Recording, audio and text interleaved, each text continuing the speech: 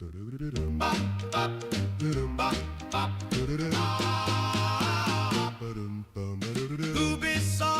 what are we doing? Life, what the hell are we doing? Why are you like this? Everything is delayed. Everything is canceled. I get it. You're trying to polish, but still, this is wild and I'm freaking out.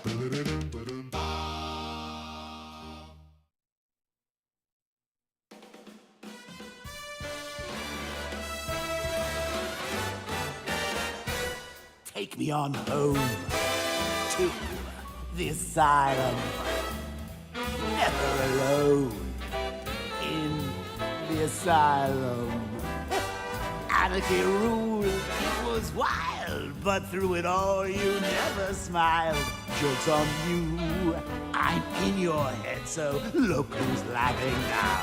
Remember in Arkham City, I killed your girl, so pretty. That was the night you let me die. But when I looked you in the eye, that's when I knew we'd be together. Look who's laughing now. I'm stuck in your head and I'm laughing. I fill you with dread and I can't stop laughing. Your parents are dead and I can't stop laughing. What else can I do? Now I'm part of you. I am the clown, prince of crime. And we've had a hell of a time. You're part of me, I'm part of you. And now there's nothing left to do. I just can't wait till I'm in control. Who'll be laughing then? I drove you round the bend and I'm laughing. I'm with you till the end and I can't stop laughing. I killed all your friends and I can't stop laughing. Oh yeah, think I can taste your fear. Now that my time is near, I'm in your blood, I'm so alive. I only wish you'd let me drive. It won't be long till I make you kill. Who'll be laughing then? Barbara's dead and I'm laughing. Jason Todd's dead and I can't stop laughing. I'm even dead and I can't stop laughing. What else can I do? Now I'm part of you. I drove you round the bend and I'm laughing. I'm with you till the end and I can't stop laughing. I killed all your friends and I can't stop laughing. I'm cock-a-doodle-doo. All because of you. I'm stuck in your head and I'm laughing. I fill you with dread and I can't stop laughing. Your parents are dead and I can't stop laughing.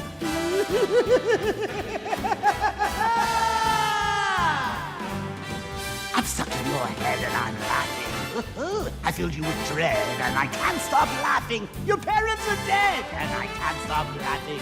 What else can I do?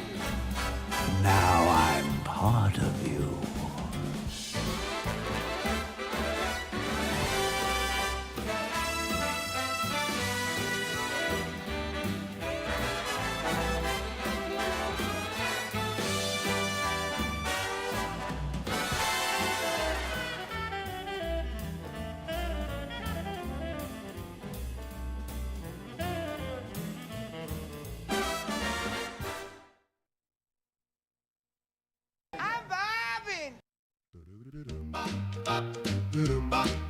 It's time. Ubisoft, what are we doing? Life, what the hell are we doing? Why are you like this? Everything is delayed. Everything is canceled. I get it. You're trying to polish, but still this is wild and I'm freaking out. It's true indeed. Ubisoft is doing stuff. And it's It's frustrating. How's everybody doing? Everybody feeling good? Feeling good on a Monday. Sparkling thoughts. Give me the hope to go on. We have a number of things to chat about today. It's going to be a good time. Slower on the breaking news that, never stopped us before, but we'll get there. Ubisoft is still in business. I know. Actually, the topic of today's segment is going to be probably surprising to some, like the title of it. But yeah, it's going to be interesting. It's going to be interesting. Okay, it's going to be fun. It'll be fun. Yeah, there is a state of play. Yes, they did reveal there's going to be a state of play that is official. Where did I? Here it is. Nick Tech, for example, has his list of predictions. Wolverine 2, Devil May Cry 6 reveal, GTA 6 trailer 3 in pre-orders, Last of Us Part 1 and Part 1 remake number 2, Last of Us Part 2 remaster remake, Bloodborne 2 reveal, Stellar Blade 2, Infamous Third Son, Marvel Spider-Man 3, Bloodborne PC port reveal, and the remaster of it, just to get ahead of the curve. Concord re-release reveal, Concord 2 trailer, and then the Concord 3 roadmap and universe expansion. I think these are all very realistic. I'd like to know what his crazy predictions are, what his long shot predictions are. I'd be interested in that. I hope Rise of Hydra shows up at the state of play because there's a chance. Maybe not Wolverine. I don't know. I don't know about the Rise of Hydra thing, man. That thing is AFK, dude. No one knows where the hell that game is, and it's been delayed basically indefinitely. So I don't know, man. I don't know. Who can say? What's interesting though is that they revealed the Horizon project before this. They could have revealed it at the showcase, but they didn't. Paul Tassi had a good tweet. We call this the BioWare, where you interrupt your well-liked single-player game development to make a live service, which is factual. That is accurate. And it's doubled down because there's been a lot of misinformation going around. Some PlayStation, PS5 focused channels and personalities on Twitter, YouTube, places like that. They've been saying, no. This is a small project from a small spin-off team. Horizon 3 is very close. Some of them were even suggesting Horizon 3 could be at the state of play on the 12th, that it's that close. No. As I've told you guys, this has been the main Horizon or main Guerrilla Games project since Forbidden West. The big team is on it. It's a different game director, but that's because the game director's been working on it since before Forbidden West. Jason said, here's the next big game, blah, blah. Kyu Kai, I think, said, oh no, I expected they were working on Horizon 3. I assume we can't expect it to launch before a long time then. And Jason says, yup, it's a ways off. They're going to make it. The fact that they introduced their live service game by saying, we still like doing single player stuff, I think shows that they are kind of in too deep with it. Realistically, what I think happened, this is my big brain conspiracy theory. Okay. Then I'll catch up on super chats. Thank you guys for those. I think this was greenlit in the era of Jim Ryan, circa 2019, 2020. I think over the following years, they worked on it, built it out. Forbidden West comes out. They decide to put the full team behind this. Concord comes around, Suicide Squad comes around. It becomes very clear very quickly that live service games from single player focused studios are at a massive disadvantage because people go into it already negative because they're upset you're not working on the thing they want you to work on. Because one of the premises upon which these projects are built is the assumption that because it is in a franchise you know and like, you will play it. Which is not an assumption you can make. Just because I love single player Fallout games does not mean that I'm gonna like Fallout 76, right? They're different things. And that was apparently something that was just not truly appreciated or considered before they greenlit all of this. But I think by the time we got to 2024, they were kind of in too deep with this thing. I think it was too late. And you got to remember who's in charge now. Herman Holst. Herman Holst has a predilection for Horizon. It's his baby. The running joke is that Herman will greenlight anything as long as it has a Horizon logo on it. He's from Guerrilla Games. He loves it desperately. I mean, seriously, boys and girls, get yourself a partner that loves you the way that Herman loves Horizon. He loves it dearly. Okay.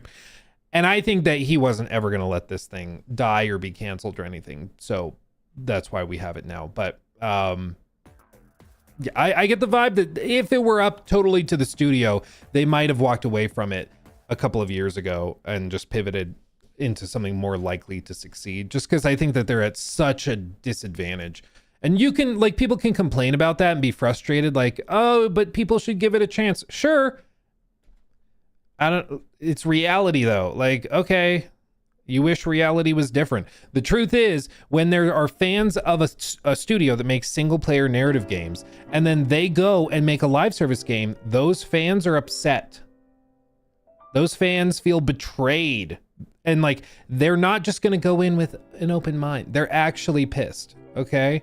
That's just the reality of the situation. Okay. I get it. I don't like it either. I get it. It's frustrating for everybody. But that's how it is. So deal with it. Like, so much of what I've seen in like gaming discourse and commentary in recent years has been, well, the industry and like humans should act different. It's like, okay, cool. Like, I don't know what breathtaking commentary, my friend. You know, people thought that Highguard looked mid and boring. They should not do that. It's like, that's okay. That's just not how it is though, dude. Like, people do get their impressions and feel the way they feel. And your job as somebody selling me something is to react to that, is to pivot and find a way to work with it, you know? Posted my Mind's Eye response if you wanted to look, take a look, man. Oh, you did? Cyberboy has been going through it. Well, he's been threatened with going through it. Yeah, was it?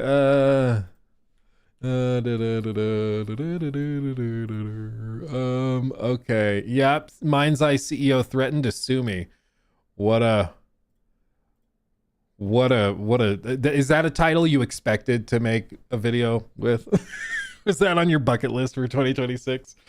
That a dude is crashing out so hard he's starting to threaten to sue YouTubers? Like, bro, how sad is that? Oh my god. Like, your game just wasn't ready, dude. I don't know what you want. Like, again, seriously, it's either my game was rushed and buggy and people didn't like it, or it's a global international conspiracy. Yeah, I'm going with this one. I have some of the blame. I have none of the blame. Ooh, I like that one. That one's good. I like that one. Ooh, that's a good one. That's a good one. We can check that out for sure. Cyberboy, give me just a second. Let me catch up on these super chats and subs. Janster, thank you for the 17 months. Ooh, baby, over on Twitch. Sony said this show, quote, third-party game announcements for games headed to PS5, end quote. Like, bro, tell me you have Starfield without telling me you have Starfield. But I hope at the end, Todd teases Elder Scrolls 6 is also coming to PS5 when it comes. A man can have dreams, okay? That would be interesting, because I do think that Starfield is coming to PS5 probably on the 12th. Well, I think it might come in April, but they'll announce it on the 12th at the State of Play. But that is a question. Do you think they give like a long runway and tell people that it's going to be revealed? Or that it's going to come on PS5. I don't know. They'll probably just wait until they do their big reveal, and then they'll just have the logo on the end screen. You know, they won't make it like a big thing, but I don't know. If he wasn't rich, he'd be in a psychiatric ward. Well, it's like the old saying, you know, if you're poor and crazy, you're crazy. If you're rich and crazy, you're eccentric. That's the trick. That's the trick. Just got to get some money. Let's see. Steven, thank you for the sub over on Twitch. Whoop whoop, 2 months. Oh yes, whoop whoop indeed. Loxy also, thank you for the 12 months at tier 2 for 17 months total. That's very kind of you, Loxy. Glad to have you, my friend. Glad to have you here. Appreciate you. Appreciate you. Real quick, over on YouTube, Reaper of Mars, thank you for the membership. Quentin, thank you for the membership as well. Armin Coleman, I think. Thank you for the 5. I every time I say it, I stumble over my tongue. Thank you for the 5. I hope Rise of Hydra shows up. Yeah, again, Rise of Hydra, I believe, was supposed to launch last fall, and it's AFK, like, to this day. So we just don't know. So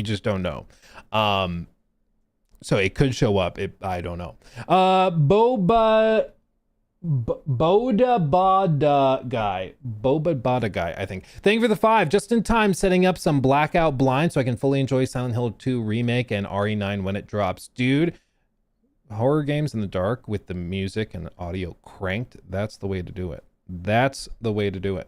Armin Coleman, thank you for that. 5. If we really do get Spider-Man 3 reveal and another Wolverine trailer, I'm gonna jump up and down. We might get Wolverine. My guess is Wolverine probably they save till like the fall. I think they'll do another focused one on that where they give like 30 minutes of deep dive. It wouldn't surprise me if Wolverine is not here. I wouldn't be surprised. Highlander, thank you for the 5. Do you think we will see Halo and Starfield in the state of play? I think we see Starfield. Halo, maybe not. Because I'm assuming you mean like the collections and stuff. Maybe not. They might wait, do that closer for the anniversary version. But didn't they already announce that the anniversary version is already coming? So I don't even know if that's a reveal. I don't think they have that much more to show, to be honest. So I think Starfield, yes. Halo, I don't think so. Degrees Below, thank you for 14 months. When will my dream game drop? An 1800s FPS set in the Napoleonic Wars, but an alternative timeline where Napoleon is a dwarf in a Lord of the Rings style fantasy world.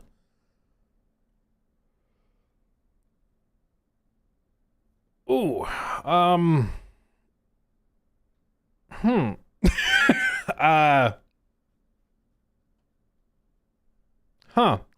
not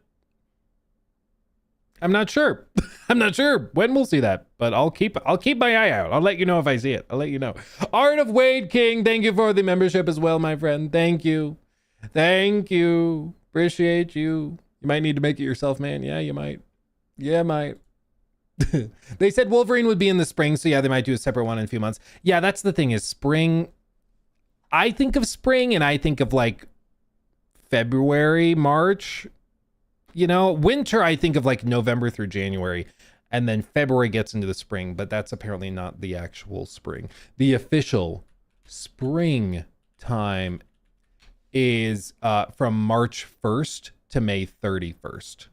So they've got a wide range. And in the past, they've done a showcase in like May, basically to be their E3 reveal, just do it right before Summer Games Fest and everything. So it wouldn't surprise me if they do something in like late May. Plus then all of the eyeballs can be on that, you know, why not do that?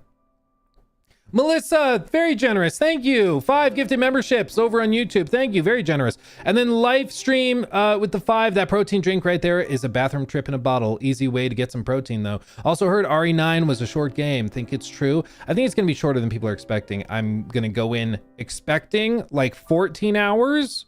But if it's 30, I'll be pleasantly surprised. You know? We'll see. And yes, you're right. These things do work great, but they do go right through you. But 30 grams of protein with only 160 calories, can't be mad at that. Yeah. Let's see. Where did I? Yeah, gonna be made. That's kind of where I'm at. Does Luke only read super chats? Yes. Okay.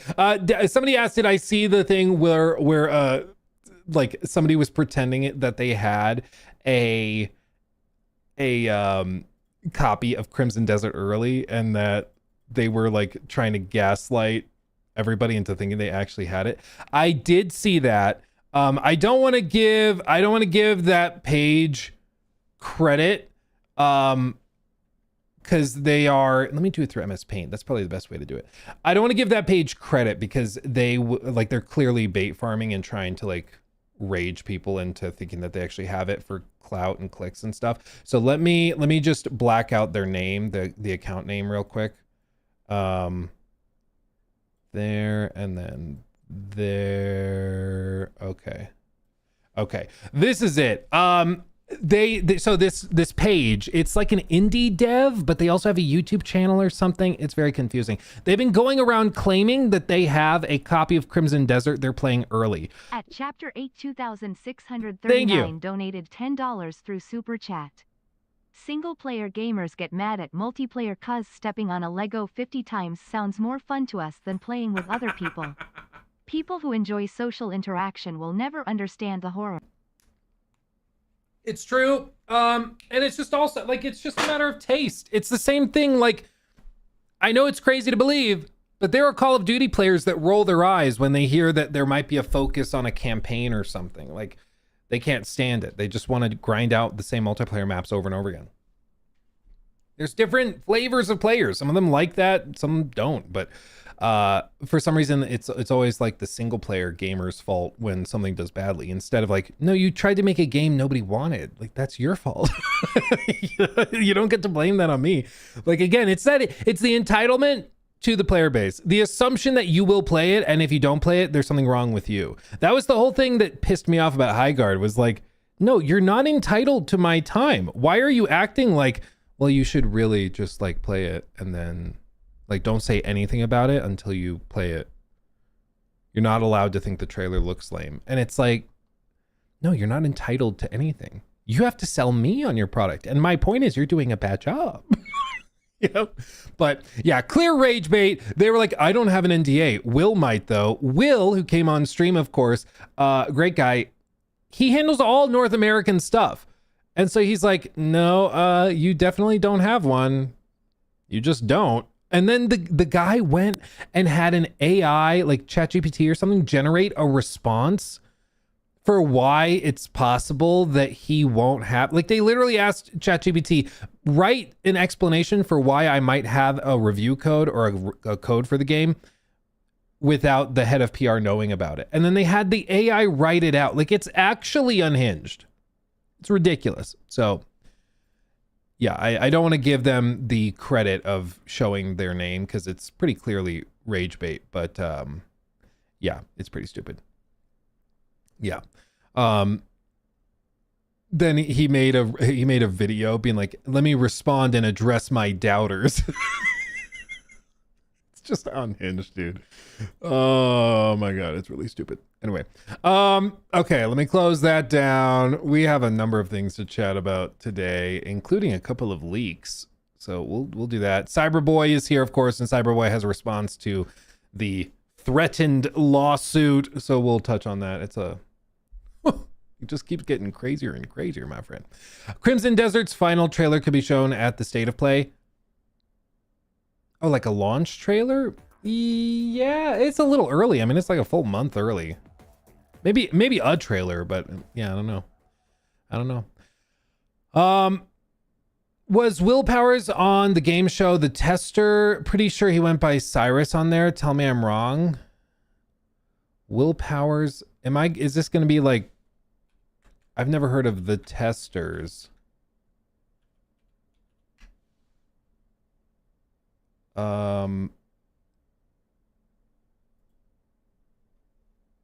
I don't know.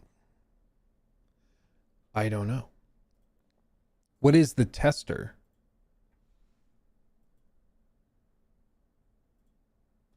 This looks very 2000s. The earrings.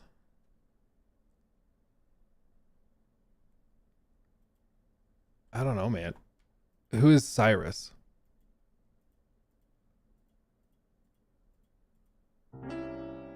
Oh, wait. That does look like him.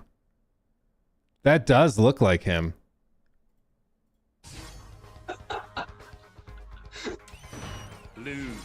Nico I don't know, man. That might be him. That looks like him. What a deep cut. What is that from? 2010. That's February 2010.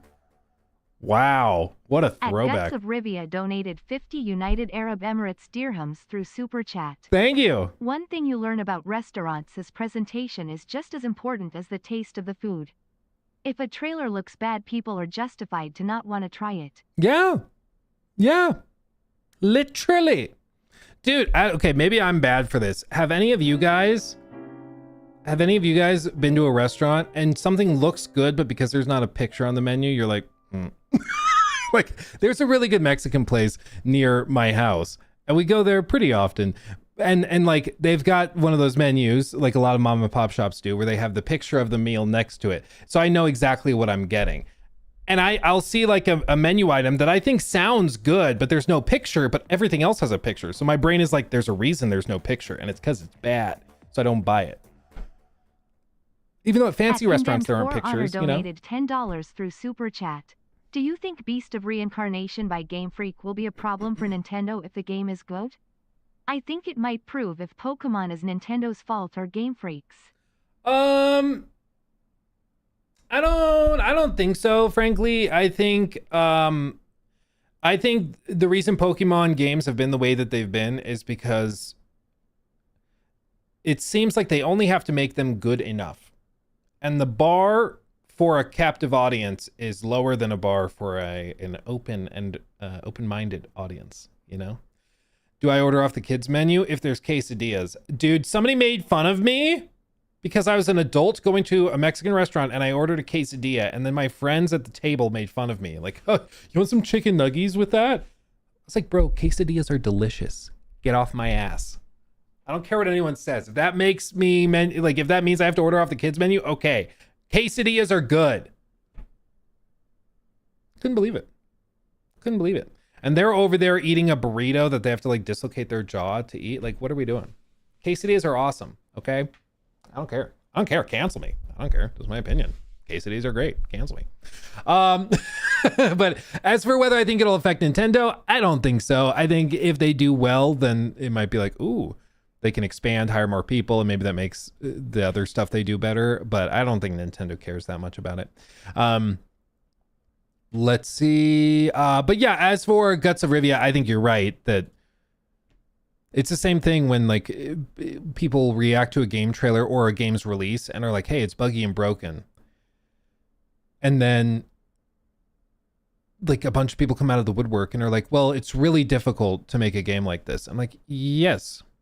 It's also really difficult to make a creme brulee or a beef Wellington. But if I go to a restaurant and I pay for it and I engage with it as a product and it's overcooked, it doesn't matter if it was hard to do. Like, it's literally your job. It's literally your job.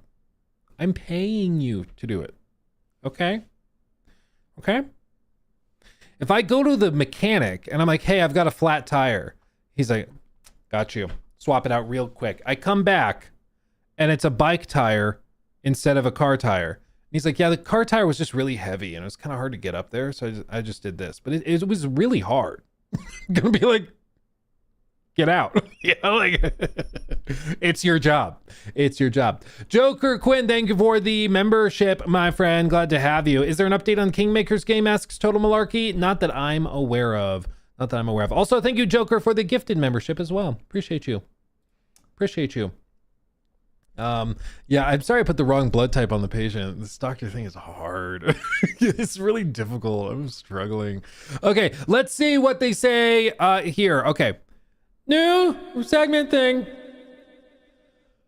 So, as we've previously discussed, there's a whole thing going down with Mind's Eye. The game was rushed and buggy and broken, just not great. And most of us, that tried it thought maybe there's potential, but it needs a lot more time in the oven. It just was not ready. It was one of the poorest reviewed games of the year, if not the worst reviewed game of the year. And so it didn't seemingly do very well. Since that happened, though, all of the ownerships, the executives have been going through, I think, what is clinically deemed a mental breakdown and collapse. Leslie Benzies, one of the big name behind the studio, allegedly showed up in the Epstein files because he was in a relationship with somebody who was a victim of Epstein, is my understanding, I believe. Don't quote me on that. But he showed up in the files, which is a rough day. It's not what you want. Tell you what, not a goal. And the co-CEO has proceeded to just totally mentally implode. You see, the narrative has been that it's not that the game was rushed, buggy, broken, and that's why people talked about it and covered it, while they were promising it was going to be a competitor to GTA 6. That's not what happened. It's not that they hyped it up and then it was buggy and broken and a disaster. What he's going with is that this was part of an international conspiracy where they were actively being sabotaged by an American company paying a British company to pay content creators and even members of their own studio to sabotage the game and the reputation of the company, which, I hear you, sounds insane. Because I think it is. But that's what is being claimed. There was a whole article breakdown from Insider Gaming discussing it, alleging that there was a budget between 1 million euros and 25 million euros, but basically somewhere in that range, and that they were paying people to do this. As you can see, according to Gerhard, the company has been paying several influencers, including Cyberboy. An influencer, Gerhard, recently threatened with a cease and desist via Discord, the place where all legal action takes place, 3 journalists, and Build a Rocket Boy employees. And he's alleged that they all intentionally were harming Mind's Eye and Build a Rocket Boy's reputation based on their payments received from Ritual Network. Ritual Network, this British company, responded, and it's like, the hell are you talking about? So that's where we're at. But Cyberboy has posted a response because the co-CEO is threatening to sue him. And so he's posted a response. Let's see what he had to say. He's also, I believe, in chat. So if there's anything else he wants to add, let us know. Co-CEO alleges €1 million was spent in sabotaging their game and will pursue legal action. So you guys may have seen this article, and I think it's about time I covered it. And I haven't covered it for a few days, but we will talk about why that is shortly. Mind's Eye co-CEO Mark Gerhard has alleged in an internal meeting with Build a Rocket Boy employees that they have caught the guys who sabotaged Mind's Eye in an alleged €1 million plus campaign. They caught him! In the meeting, which took place in late January and was sent to Insider Gaming on the condition that the video not be made public, Gerhard opened the call by saying they caught the guys who had been sabotaging Mind's Eye. He alleged that the company behind the campaign was a very big American company, but it's probably not the company you're thinking of. So i.e. he's saying that it's not Rockstar, because previously there was a subtle nod towards Rockstar being responsible for some sort of sabotage campaign. And also, look at the date on that. That article is from May 28th of 2025, okay? The game launched, I believe, June 10th. So before it even launched, when there was negative feedback to what they were showing and a lot of skepticism around it, he was already alleging that there was a concerted effort from multiple other companies. And it was, again, heavily suggested that it was possibly Rockstar. Like before the game even launched, okay? And this was in direct response. I believe this was around the time that Spawnwave and Maddie, they went to a digital preview event that was so bad.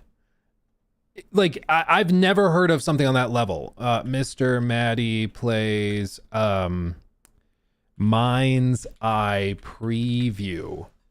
Like, some of the stuff that he outlined in here was insane. Like, absolutely insane. Let me get the transcript. I think he says twice, maybe 2.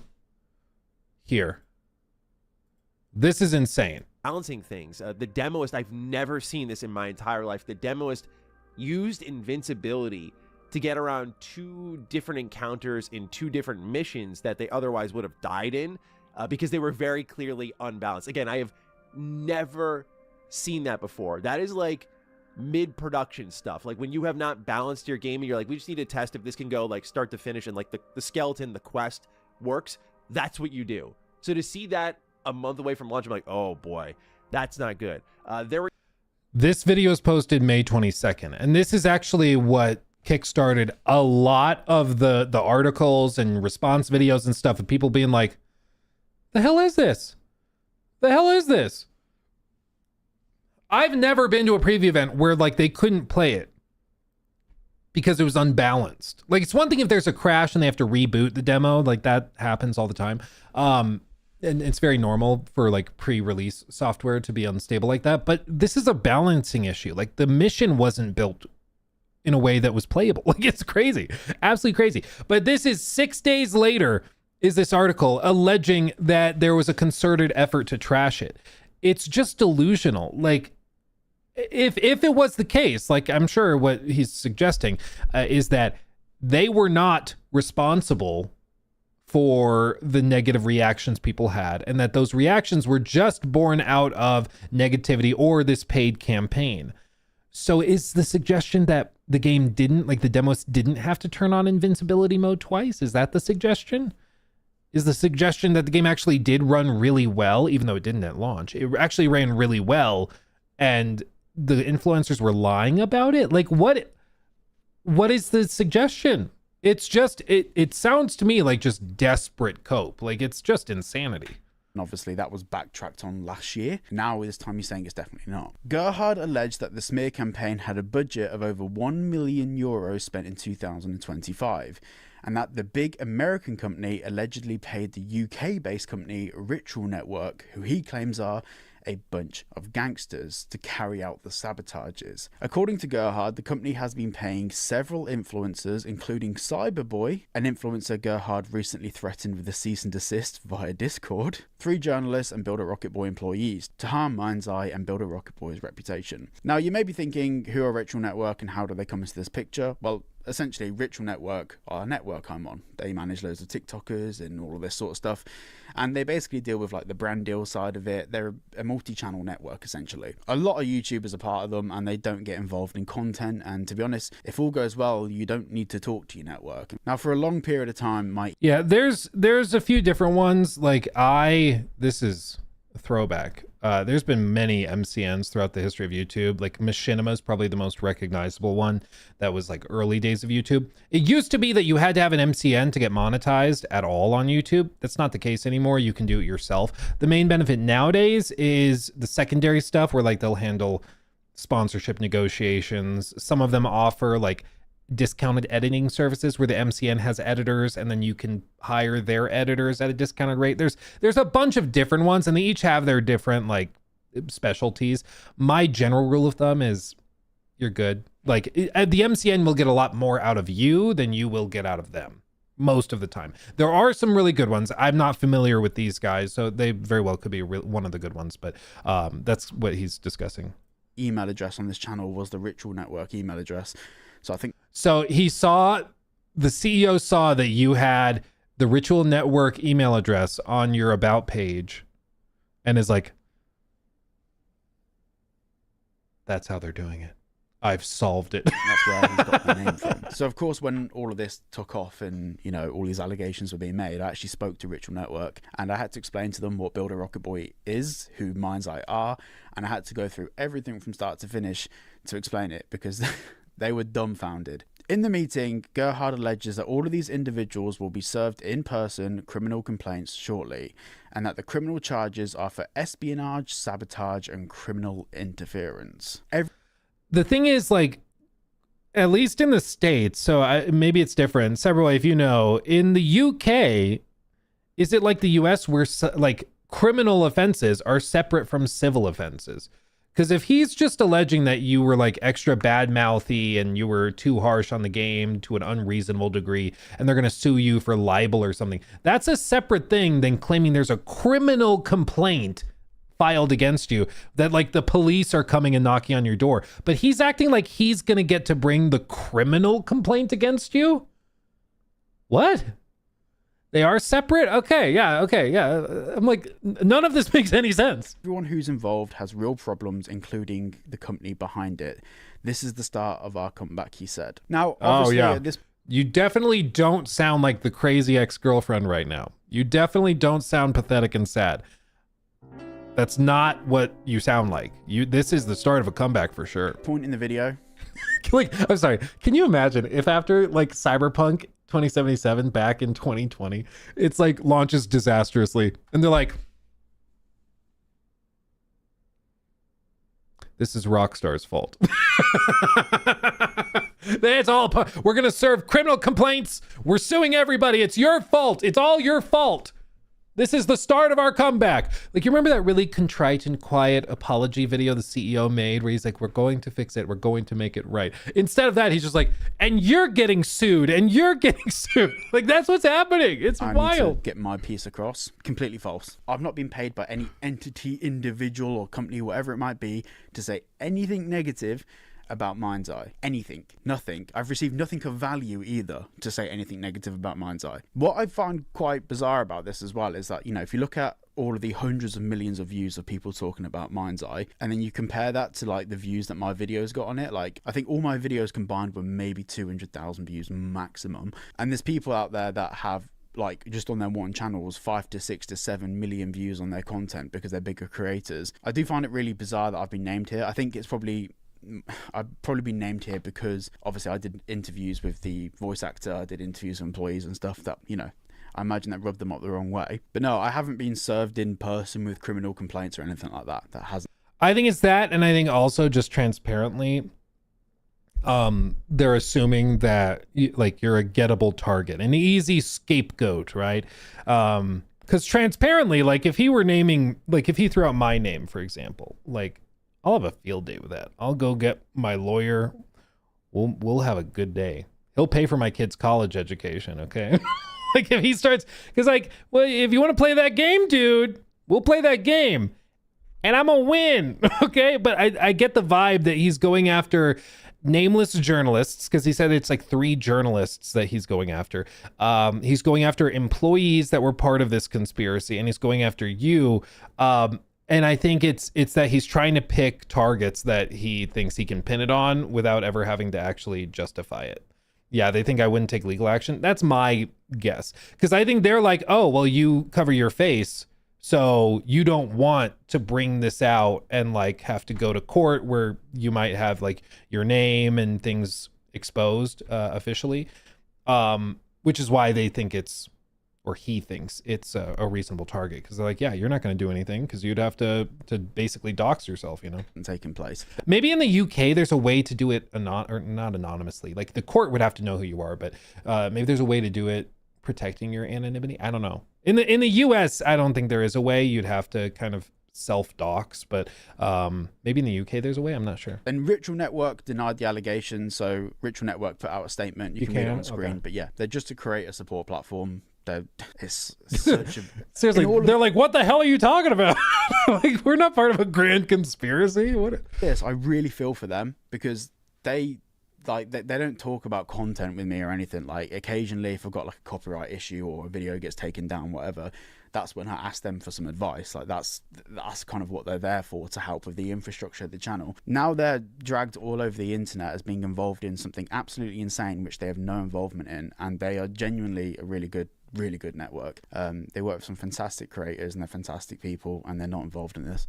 And I think regardless of anything, regardless of all of this legal talk and all of that shit, they deserve an apology, a public apology at least. Yeah. Because obviously Mark never intended for what he said in that meeting to end up going public, understandably, but he still said that in a forum of people in a meeting, and that has now leaked to the press, and the consequence of Mark saying that is negative for this business, which has absolutely nothing to do with this at all. Like it's absolutely insane. This could damage their reputation. Then Insider Gaming asked Builder Rocket Boy for a statement as well, and they said, we don't comment on leaked internal communications, which is fine, but then he proceeds to give a comment. Sadly, we do have evidence that there has been a coordinated campaign to purposefully and maliciously damage Builder Rocket Boy's reputation and undermine confidence in Mind's Eye.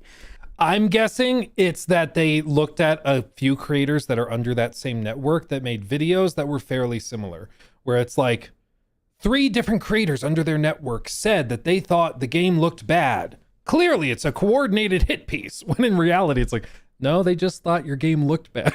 You know? We're working with our legal team and taking steps to address this. So in that statement there, they didn't mention Ritual, they didn't mention me. If there has been a coordinated attempt to damage this game, it's not something that I'm involved in. It's not something that Ritual's involved in. I'm not sure what evidence that they have of there being a coordinated campaign, but I can guarantee you one thing: whatever that coordinated campaign is, I'm not involved in. Following the allegations made in the meeting, Gerhard went on to say, the way we win as a business is through the quality of our games, through the love, the passion we put into Mind's Eye. Now, the next... And I'm sure that there was love and passion put into it. It just was not... It's not there. I just checked, I've checked. I was the only creator under the network, which makes it even funnier. Oh, dude, they're just... What's easy about this, though, is that the specific claim that it was all under this one network means that if they were to actually take legal action, like say they actually try to file a lawsuit, he's claiming criminal action, which tells me that he really doesn't know what he's talking about. But if they were to actually go to court with it, they subpoena, like the court subpoenas the banking documents for Ritual Network. It shows no mysterious multi-million-dollar payment from an American company sent out to you. Case closed. Like there is no case. You know, the moment at least in the US, the way it works is that there's a discovery period where all the documentation comes in. And after the first wave of discovery, the lawyers representing Ritual Network and Cyberboy would be able to just like petition it for dismissal because it's baseless, and then they would. And it would probably be dismissed with prejudice, and then it opens up counter lawsuits for like actual defamation, claiming that you're part of a coordinated campaign where the CEO of the company is alleging this. And now this is the really bad thing, okay, for them. Up to this point, it's just been internal communication from the co-CEO. Insider Gaming went to the company and asked for a statement. The company's PR rep representing the company came back and further alleged these same things.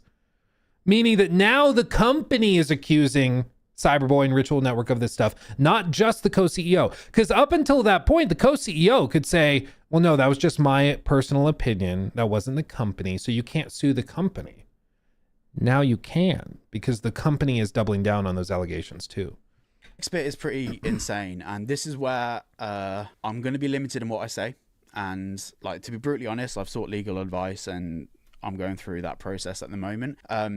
Essentially, it's on screen now and you can read it if you want to read it. Essentially, their plan is to put former employees and all the people named above into future missions, like Hitman missions. So essentially, they encourage players to kill us. Now, if that does happen, I don't need to explain what could potentially happen from, you know, a legal perspective, but that is some of the most insane stuff.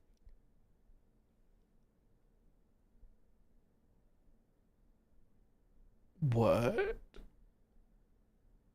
Insider Gaming understands that Mind's Eye upcoming spy mission will be a reused version of the now canceled Hitman mission announced in June of 2025, considering they are now separate from IOI.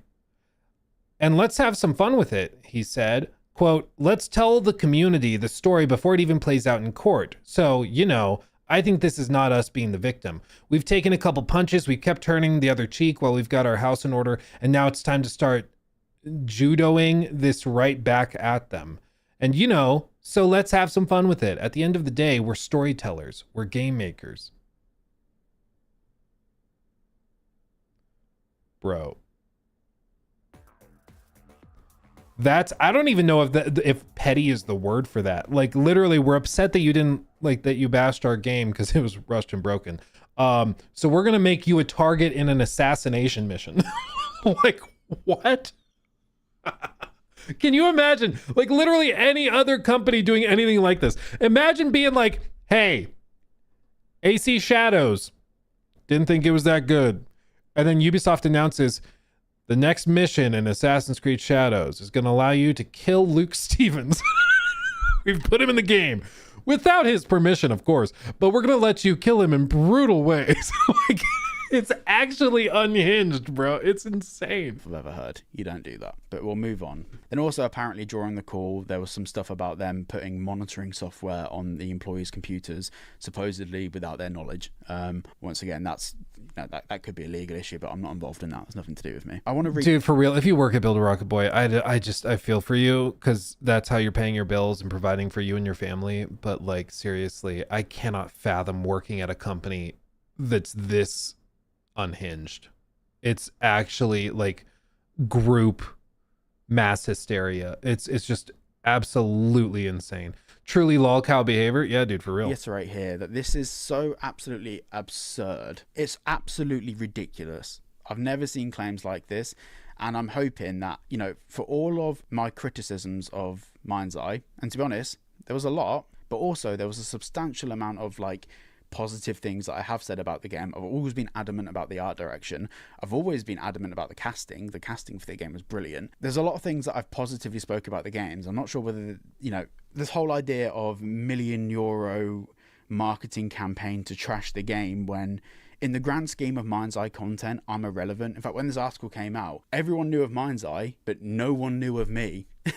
Like, if you look at all the replies and like Reddit and stuff, people are like, I don't know who this Cyberboy guy is. And yeah, because I'm like, in the grand scheme of YouTube, I'm tiny, I'm minuscule, I'm irrelevant.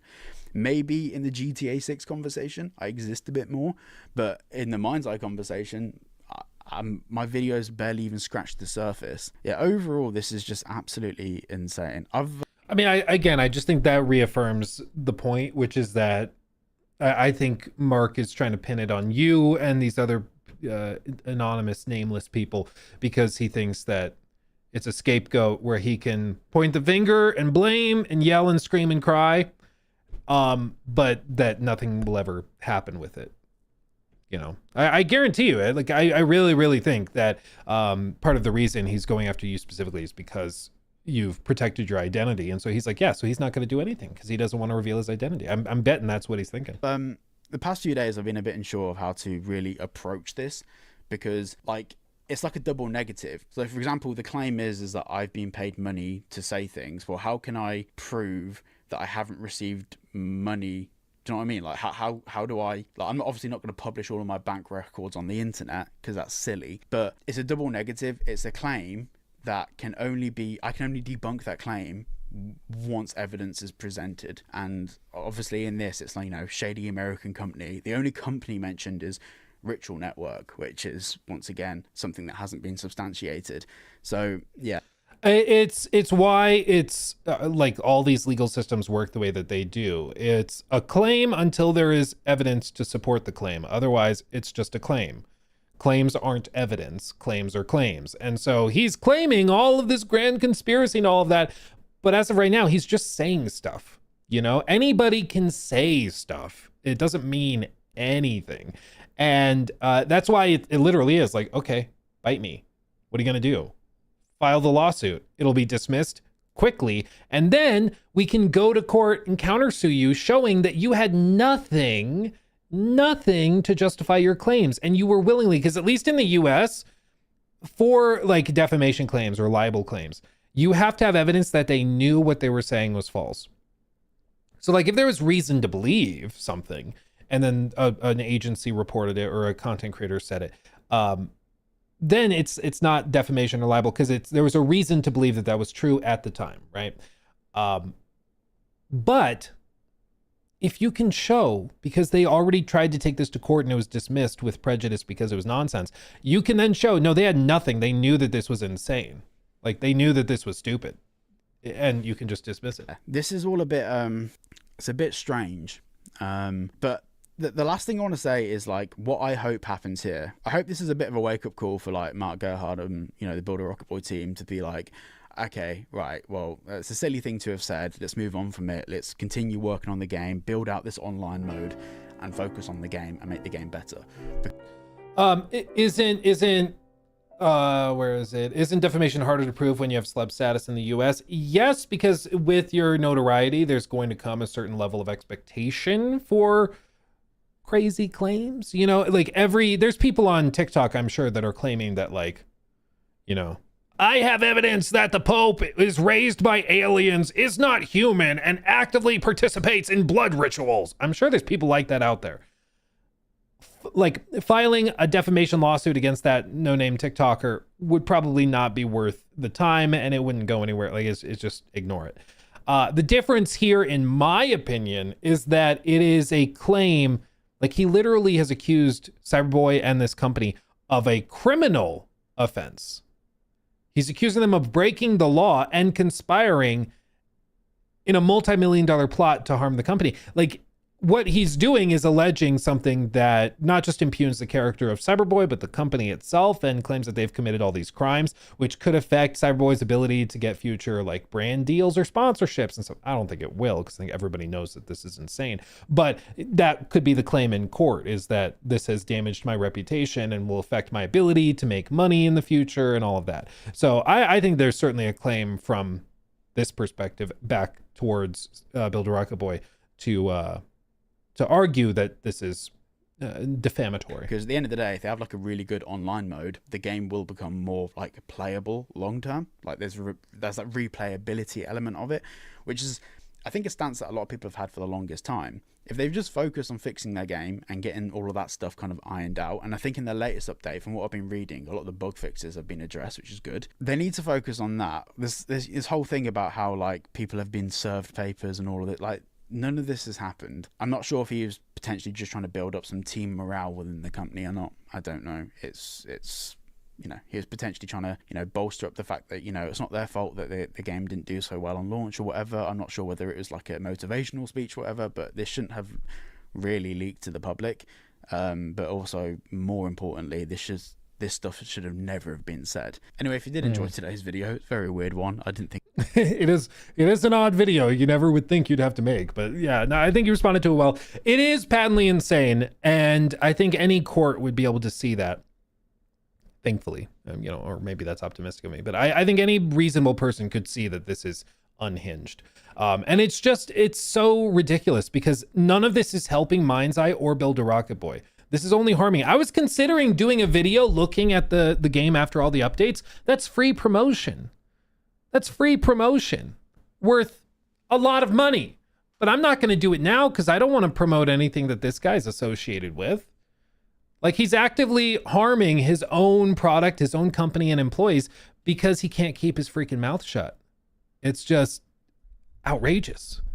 And what I think is also outrageous, again, is that I really do believe that the reason why he's targeting Cyberboy and this network and then unnamed journalists and stuff is because he thinks that he can do that and there's going to be no counteraction. Whereas if he was to actually name, like, IGN is responsible for this too, like, IGN has lawyers and they will send something to him to, like, tap him down. You know, it's just ridiculous. It's absolutely ridiculous. So wish you the best of luck, Cyberboy. I have a feeling nothing's going to happen, and he's just going to keep barking. And that's what it's going to be, but we will see. Best of luck. Worse than Randy. Yeah. A lot worse than Randy. Yeah. Let's see. Yeah, lawsuits are just allegations and shade, nothing more until discovery. And this isn't even a lawsuit. Yeah, no, it's just like, literally, if they think that there's something here, then they should file like legal action. Because if it is that there is a multi-million-dollar campaign to harm the company, that is fascinating. It's such a crazy claim that it requires a lot of evidence, though. You know, an extraordinary claim requires extraordinary evidence to meet that level. And they just are not, like, they've done nothing. They just are claiming stuff. So we'll see if they ever get there. But I'm guessing they're just going to keep barking and it's never going to go anywhere. That's my feeling. It's my prediction, officially. Yep. Yeah, Mind's Eye, fix your game first. Stop blaming others. I mean, that's hard, though. Well, it sucks because apparently they are fixing it. Like, they do have a lot of bug fixes. It does run way better. Like, they've actually done stuff to make it better, but they have the co-CEO who can't shut up. And it makes, I genuinely wonder if the employees are like, oh my God, dude, can you shut up? Like, we're on our way, we're doing good, and now you just can't, like, you keep putting your foot in your mouth. What are we doing? It's just insane. Anyway. Level of extraordinariness, extreme. Level of evidence, 0. Prognosis, possible crazy person. Exactly. Oh my goodness. Yep, they have bug fix patches on Steam that are pages and pages of fixes. Yeah, they're working on it. The team there is, by all accounts, very capable and smart, and like, they know what they're doing. They have talented people there. It's always been the leadership is unhinged. Like Leslie, and now this co-CEO that's just losing his mind. And it makes you really wonder, like, if that's the people in charge, like, they're just feeding each other. At Day in, Intergalactic day out. Pirate Radio donated $10 through Super Chat. Thank you. Mind's Eye reminds me of one of those movies that had millions of dollars poured into it. And everyone expected it to be great only for it to, against all odds, turn out to be a certified steaming pile. Yeah. Well, they had an ungodly amount of money presumably put into it, and they had a lot of resources put into it, and it was largely built off of Leslie Benzie's name, because a lot of the pitches to investors, I'm sure, was that they were like, it's a studio founded by one of the OG Rockstar guys. Like, he worked on GTA 5 and Red Dead. Like, he knows what he's doing. So they poured a lot of money into it, and it's gone nowhere. You know, I think the fact that people looked at it back in May when those previews and stuff started going up and were like, this is not great. What are we doing? I think that goes and shows that they were just in their own little bubble. And seeing how they continue to react to it, I think just reaffirms that the leadership is in a bubble. Like, they just are not connected to the same reality that we are. They've convinced themselves honestly that it failed, not because it was buggy and broken, but because of a concerted conspiracy, which is wild. Man, I think IOI dodged a bullet by getting out of that relationship. Tell you what. Obi-Wan, thank you for the sub over on Twitch. Hey, Luke, I actually did get an early copy of Crimson Desert. My favorite part is the quest line where you go back in time and play as an 1800s FPS where Napoleon is a dwarf in a Lord of the Rings style world. Still better than Ubisoft, thanks. I'll tell you what, there's someone in chat who I think is going to be really excited to hear that. Really thrilled. So that's great to hear. That's great. Emma Safol, thank you for the sub as well. Thank you. Let's see, GPF, thank you for the 5. I made it to a live. Let's see, random rant, but I think the Marvel 1943 game is definitely canceled. One cinematic trailer over a year ago. Sad love from England. I think that there's something going on. There's something. I think it was Jor said he's wondering if they just got in over their head, like they did not expect as many eyeballs on it, or it started as a tech demo for Unreal and then it just ballooned into an actual game, but the actual game is not reviewing well internally. So now they're going back to the drawing board and reworking stuff. I'm not sure. But I do think that they are desperately changing something. You don't see a game delayed indefinitely unless there's some major like crisis they're addressing. You know? My personal expectation is that they probably did like a round of internal reviews where they invited people from PR, people from wherever to review the game in its current state and be like, okay, when it's polished and ready for launch, what would you score it? Where would you rate it? A lot of companies do that. And I think the scores didn't come back the way they wanted. So they're probably trying to figure it out. It's my guess. Maybe they got, the other way of looking at it, maybe they got greenlit to add in Act 3. Maybe it was like, hey, the game's only 4 hours long right now. Epic is going to give you an extra 100 million or 50 million to finish it out, get it to 10 hours. Okay, cool. Like maybe something like that's happening. But the point is, we just don't know. They've gone radio silent. No clue. When to expect next features overview for Crimson? Probably in another week, I would guess. Maybe later this week, but I think they only have one more left. So I'd be surprised if they put them all out really quickly. But because they still have a month, but I think they want to have a big thing every week would be my guess. So I'm maybe this week, maybe next week, but probably within the next like 9 to 10 days. Yeah. Sai, time for the Bloodborne makeup again. Yeah, Bloodborne clown makeup again. It's not happening, but we'll see. Let's okay, read that one.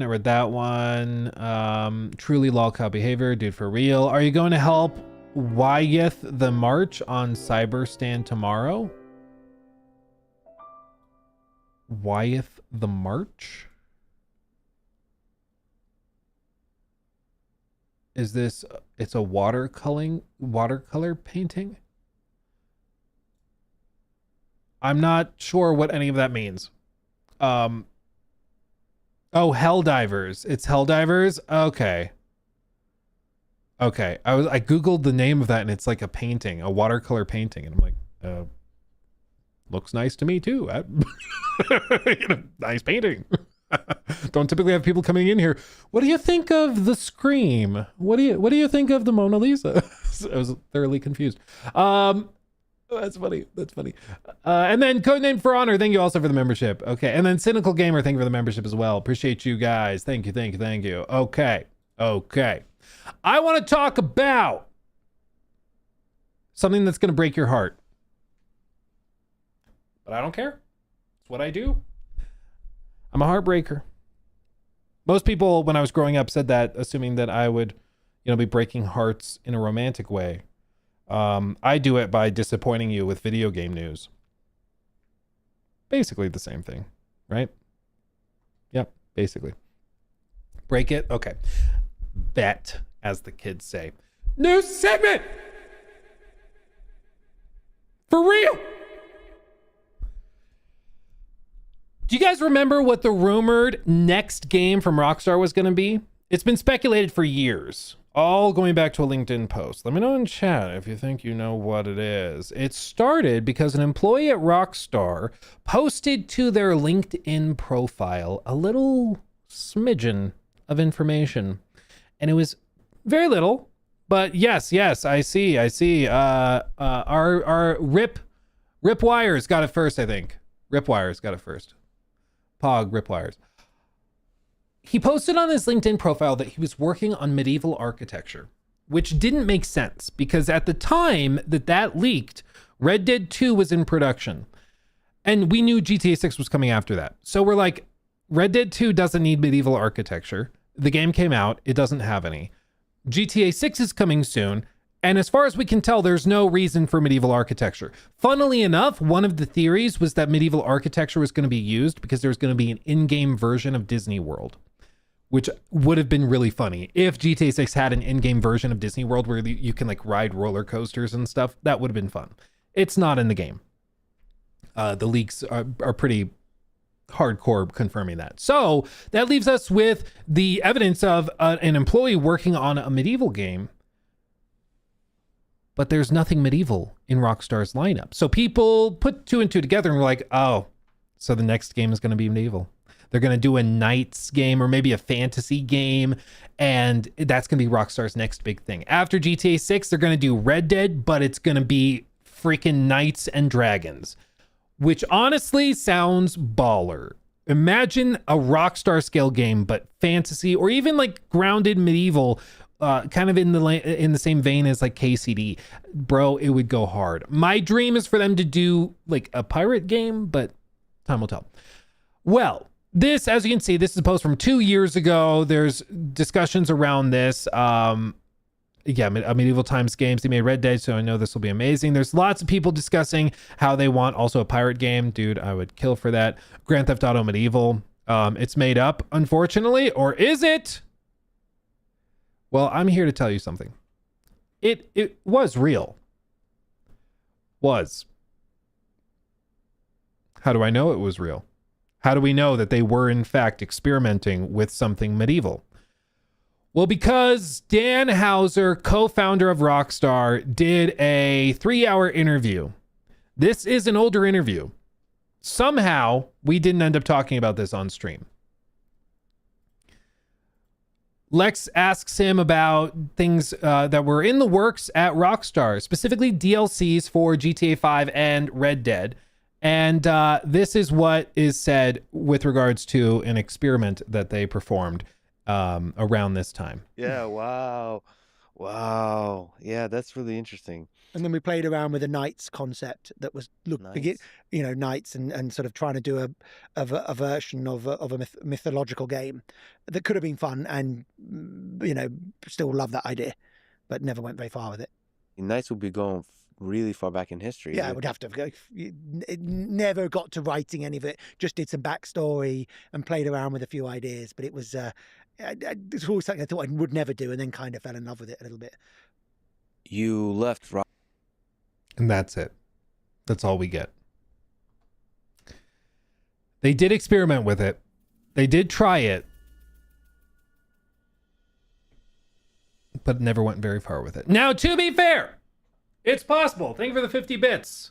It says, hello, handsome. Hope you're having a wonderful day. Hello. Hope you're having a wonderful day. To be honest, it could still end up being a thing. Okay? A lot of studios will do kind of experimental pre-production stuff. They'll try a bunch of different ideas, and then they'll settle on one for the next game, next project. That's where they're going to go. But that kind of stays in the back of their head that, well, maybe one day we try that. Maybe we try that one day. So it's possible that they end up going into it after GTA 6. Never say never. Personally, I feel, based on all the interviews and things I've listened to and the things I've read and seen, my expectation is that they're not going to do Red Dead 3. They're not going to do GTA 7 right off the bat. I think they're going to do something brand new, a new IP. There's a few reasons for that. For one, it's just IP stagnation. I think Red Dead story is pretty well tied up in a knot. They could go back and do a third game. I don't really know where that goes. The obvious thing is to do a game focused on Sadie. I think that could be really interesting, but where do you put it? What time period? Do you lean more into like a prequel maybe, or do you lean into a full-on sequel to Red Dead where the Wild West is really dying out, and so then is it even really Red Dead? So it's not clear where that goes. I would personally, I've said pirate game, but maybe that's not realistic. Personally, I would love to see a spiritual successor to LA Noire. Okay? And hear me out. Hear me out. There's a reason to believe that maybe something like this could possibly happen. Okay? Sort of. There was a company called Team Bondi. They were based in Sydney, Australia. This is the company that made LA Noire. But you can see there's an unfortunate little tidbit here. Defunct October 5th of 2011, 14 years ago. Basically, they were working on LA Noire. They built that out. It was published by Rockstar. So it wasn't made by Rockstar. It was published by Rockstar. But Rockstar used a lot of like their own tech, and they had certain quality standards. So it ended up feeling sort of like a Rockstar game, but it wasn't. Okay. The company was mismanaged, though. It was kind of a disaster. They worked on a sequel to LA Noire right after called The Whore of the Orient. Imagine that game launching today. I don't think people would like the name, but that was what they were working on. Okay. That's what they were working on. And it never went anywhere. There were a couple of leaked videos and stuff, but it never really went anywhere. But years and years go by. That guy goes off and works on a few different projects, and he founds a new spin-off studio, and it does some support work for some Rockstar projects. But then in March of 2025, there was an update. GTA developer announces Rockstar Australia studio bringing LA Noire boss back into the fold. LA Noire boss Brendan McNamara is back within GTA developer Rockstar as the lead of the newly acquired and retitled Rockstar Australia. Rockstar's announced today it had brought McNamara's Sydney-based developer Video Games Deluxe following a decade of close collaboration on various Rockstar re-releases. It was Video Game Deluxe, now renamed Rockstar Australia, that swooped in to update the GTA trilogy port and fix it, following earlier work by another studio that was widely criticized for its poor performance. Video Game Deluxe also worked with Rockstar on the 2017 re-release of LA Noire, as well as the game's VR case files version. Of course, McNamara was responsible for the original version of LA Noire. He was its director and the co-founder or founder of its developer Team Bondi. LA Noire was a commercial success, and its technical ambition was praised, but Team Bondi closed less than a year after the game shipped, following allegations of a toxic workplace, crunch culture during its 7-year development, and a furor over more than 100 people who worked on the project deliberately being left out of its credits. Quote, "The expectation is slightly weird here that you can do this stuff without killing yourself," McNamara told IGN back in 2011. Well, you can't. Whether it's in London or New York or wherever, you're competing against other best people in the world at what they do, and you just have to be prepared to do what you have to do to compete against those people. So he's just like, yeah, no, we crunched, and that's what we had to do to compete. But he is back now at Rockstar, heading up Rockstar Australia. I think they meant furlough. I think that's what they went. I think that's what they meant. But anyway, it's possible. Not likely, but possible. Especially like they didn't technically make LA Noire, so I believe they own the rights to it as the publisher, so they could do a sequel, but they didn't technically make it. So there you go. Give us Max Payne 4. I would see, most likely, I would guess they're going to do a reboot before they do a sequel. But it's now open. And what's crazy is that Rockstar is a company with thousands of employees. It's one of the most closely watched developers in the industry. And we have no idea what they're doing next. No idea. At this point, before Red Dead 2, we knew the next game was GTA 6. We don't know what's after GTA 6, which is very interesting. Very, very interesting. I don't know. I personally, like I said, I expect that if they're going to do something that's a new IP, I think they really swing for the fences. I think a sequel to LA Noire or a reimagining, a reboot of it could be really cool. But I think that Rockstar knows that when they do something, they need it to be something ambitious. I'm guessing it's going to be something nobody sees coming. And the other piece of this is that we know very, very well that studios really like to try and have like high diversity between projects because it prevents burnout. It keeps things creatively flowing because there's constant new challenges. And I think coming off of GTA 6, it would be nice for them to try something really different, which is why the Medieval game made so much sense, because we saw it and we're like, okay, very different, total company reset. It works really well with their tech because their tech is really good at like big, wide open, sprawling environments, and that could be perfect for a game like that. With their dynamic NPC AI and stuff, it could be really, really cool. But time will tell. Time will tell. So I want to just point out that was in fact real. They did experiment with it for who knows how long. It was real that they were working on a Medieval project that they were experimenting with. It never ended up really materializing, but maybe it does end up materializing after GTA 6. Who knows? But what we do know is that it was happening at one point. They did consider it, which means they could go back to it. Fingers crossed. I know I'm coping, but let a boy dream. Yes, Luke, the Slut of Asia would be much better as a name. Yeah, probably. It's just one of those names where you're like, yeah, marketing might give you a call. You know, they might be like, yeah, can we do something else? Maybe like the Lady of the East. Maybe we do that. That could work. They're like, no, it has to be whore. Oh, Mikey, thank you for the 10.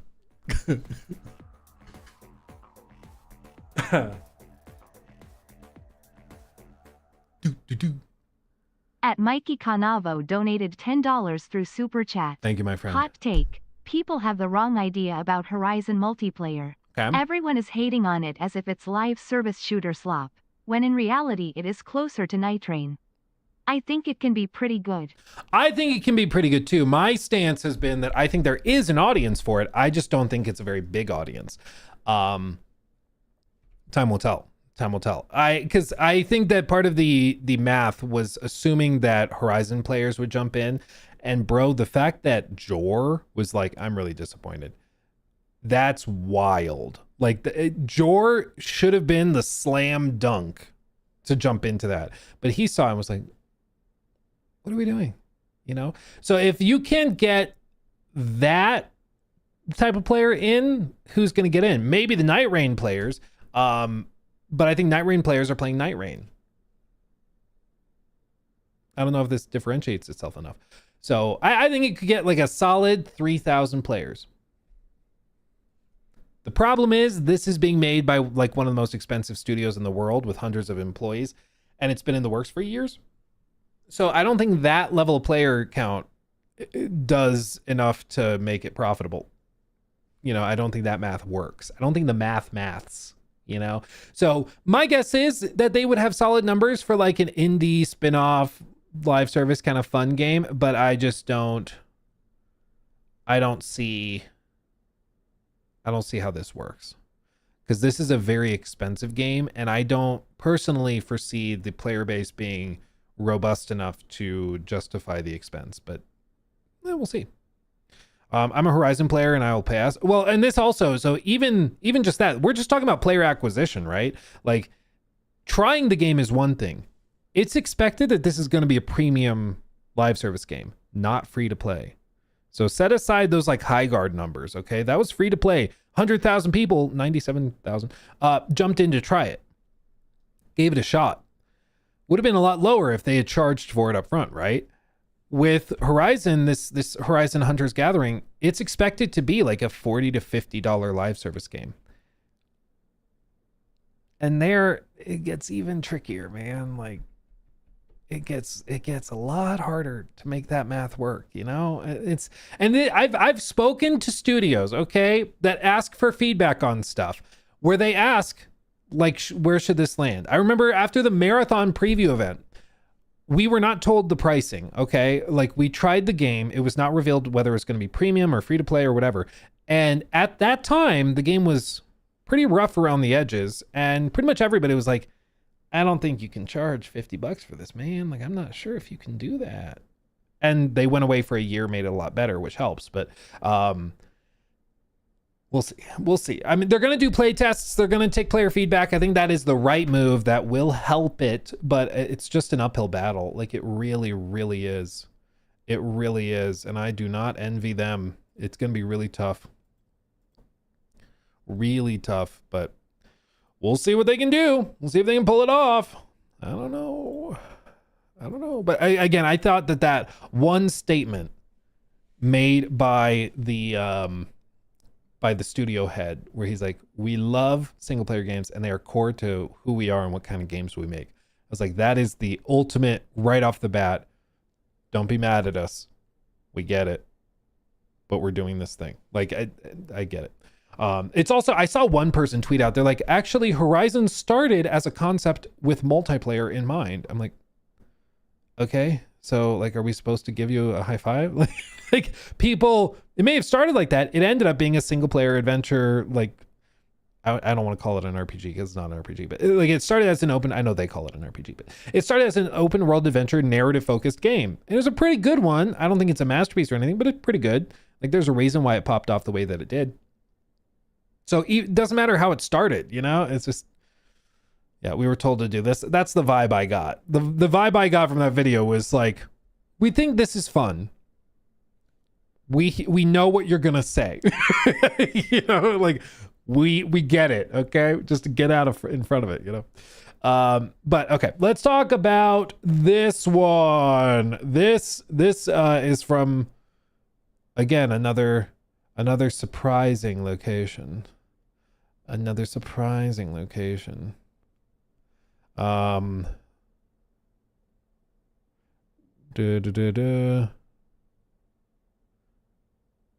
Let's see. Okay, sorry. I got a business update. People are being stupid. Oh, don't worry. Well, I have a feeling I will have tea and drama to share soon. Just buckle up. Okay, speaking of buckling up, I love this bumper sticker. This is the most Florida thing I've ever seen in my life. Hashtag unbuckled.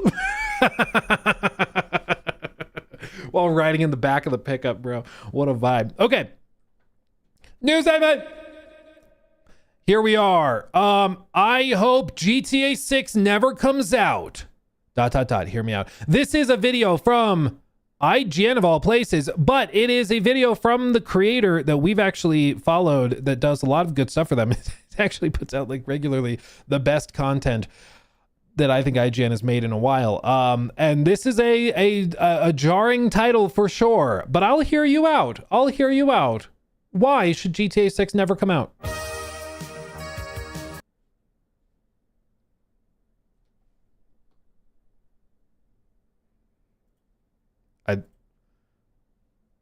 I didn't script that. Huh.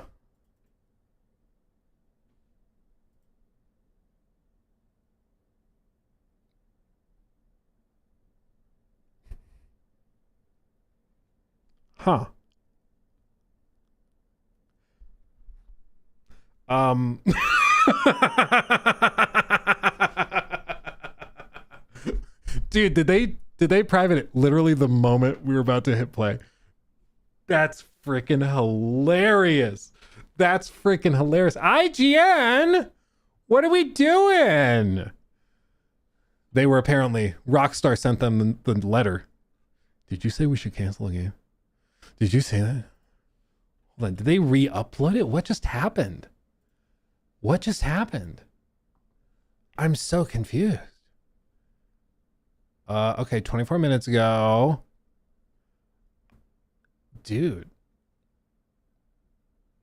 That's like actually crazy. They just privated it for some reason?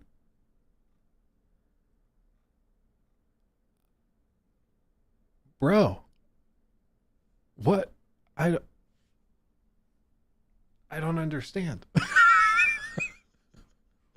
I don't understand. Is it still up on Eurogamer? Let me see. I hope GTA 6 never comes out. Okay, Eurogamer still has it up. But IGN, okay, that's freaking hilarious, dude. Okay. I don't know what's happening, man. I don't know what's happening. So there you go. Yeah, should I download it just to be safe? Do I have my downloader on this page? That's so funny, dude. What on earth? It's like, is somebody from IGN watching the stream? Is that what it is? Is that what it is? Somebody's watching and is like, quick, before he watches. Okay, hold on. Paste link. Okay. I'm backing it up real quick. Okay, I have it activated on my other Windows profile, but it's not activated here, but it should still let us download it. So we'll see what this is like. I can't believe that. What timing, bro? What timing? That's insane. IGN streams. Oh, that's freaking funny, bro. That's insane. That's crazy. I wonder why they did that. I wonder why. I'm like genuinely just curious. That's so weird. That's never happened. That's funny. Well, you can't escape me, IGN. Sorry. I am inevitable. You're making IGN shy, apparently. Apparently. Come here, princess. We have to look at your video, princess. Okay. Listen, to be absolutely clear, I love Grand Theft Auto. I've been in love with it since the Blair years, and every time a new one comes along, I've been there on day one. I love its humor, I love the sense of place, I love the driving model, even the GTA 4 driving model that everyone else hated. For me, GTA represents everything that gaming is about. It's transportive, it lets you inhabit another place and live out something akin to a power fantasy, albeit one based around amassing guns and vast sums of money to the point where you can just do crime unimpeded and the consequences don't matter. It holds a stark mirror up to the real world, where that basically describes the average billionaire. I still remember that mission. It's so good. It's a portal to another reality that is similar to our own, but just a little more absurd, a smidge more unhinged, and that's bumhole more silly than reality should be. Confirming your prejudices. Of course, in the years since the last entry in the series, reality itself has become so unmoored from the expected norms that there's a real risk GTA 6 will seem frankly tame in comparison to what's actually going on in the real America right now.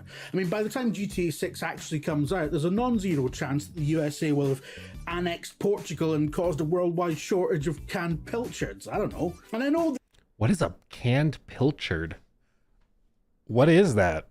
What is a pilch? Is that a British thing? Oh, it's a fish? It's a sardine?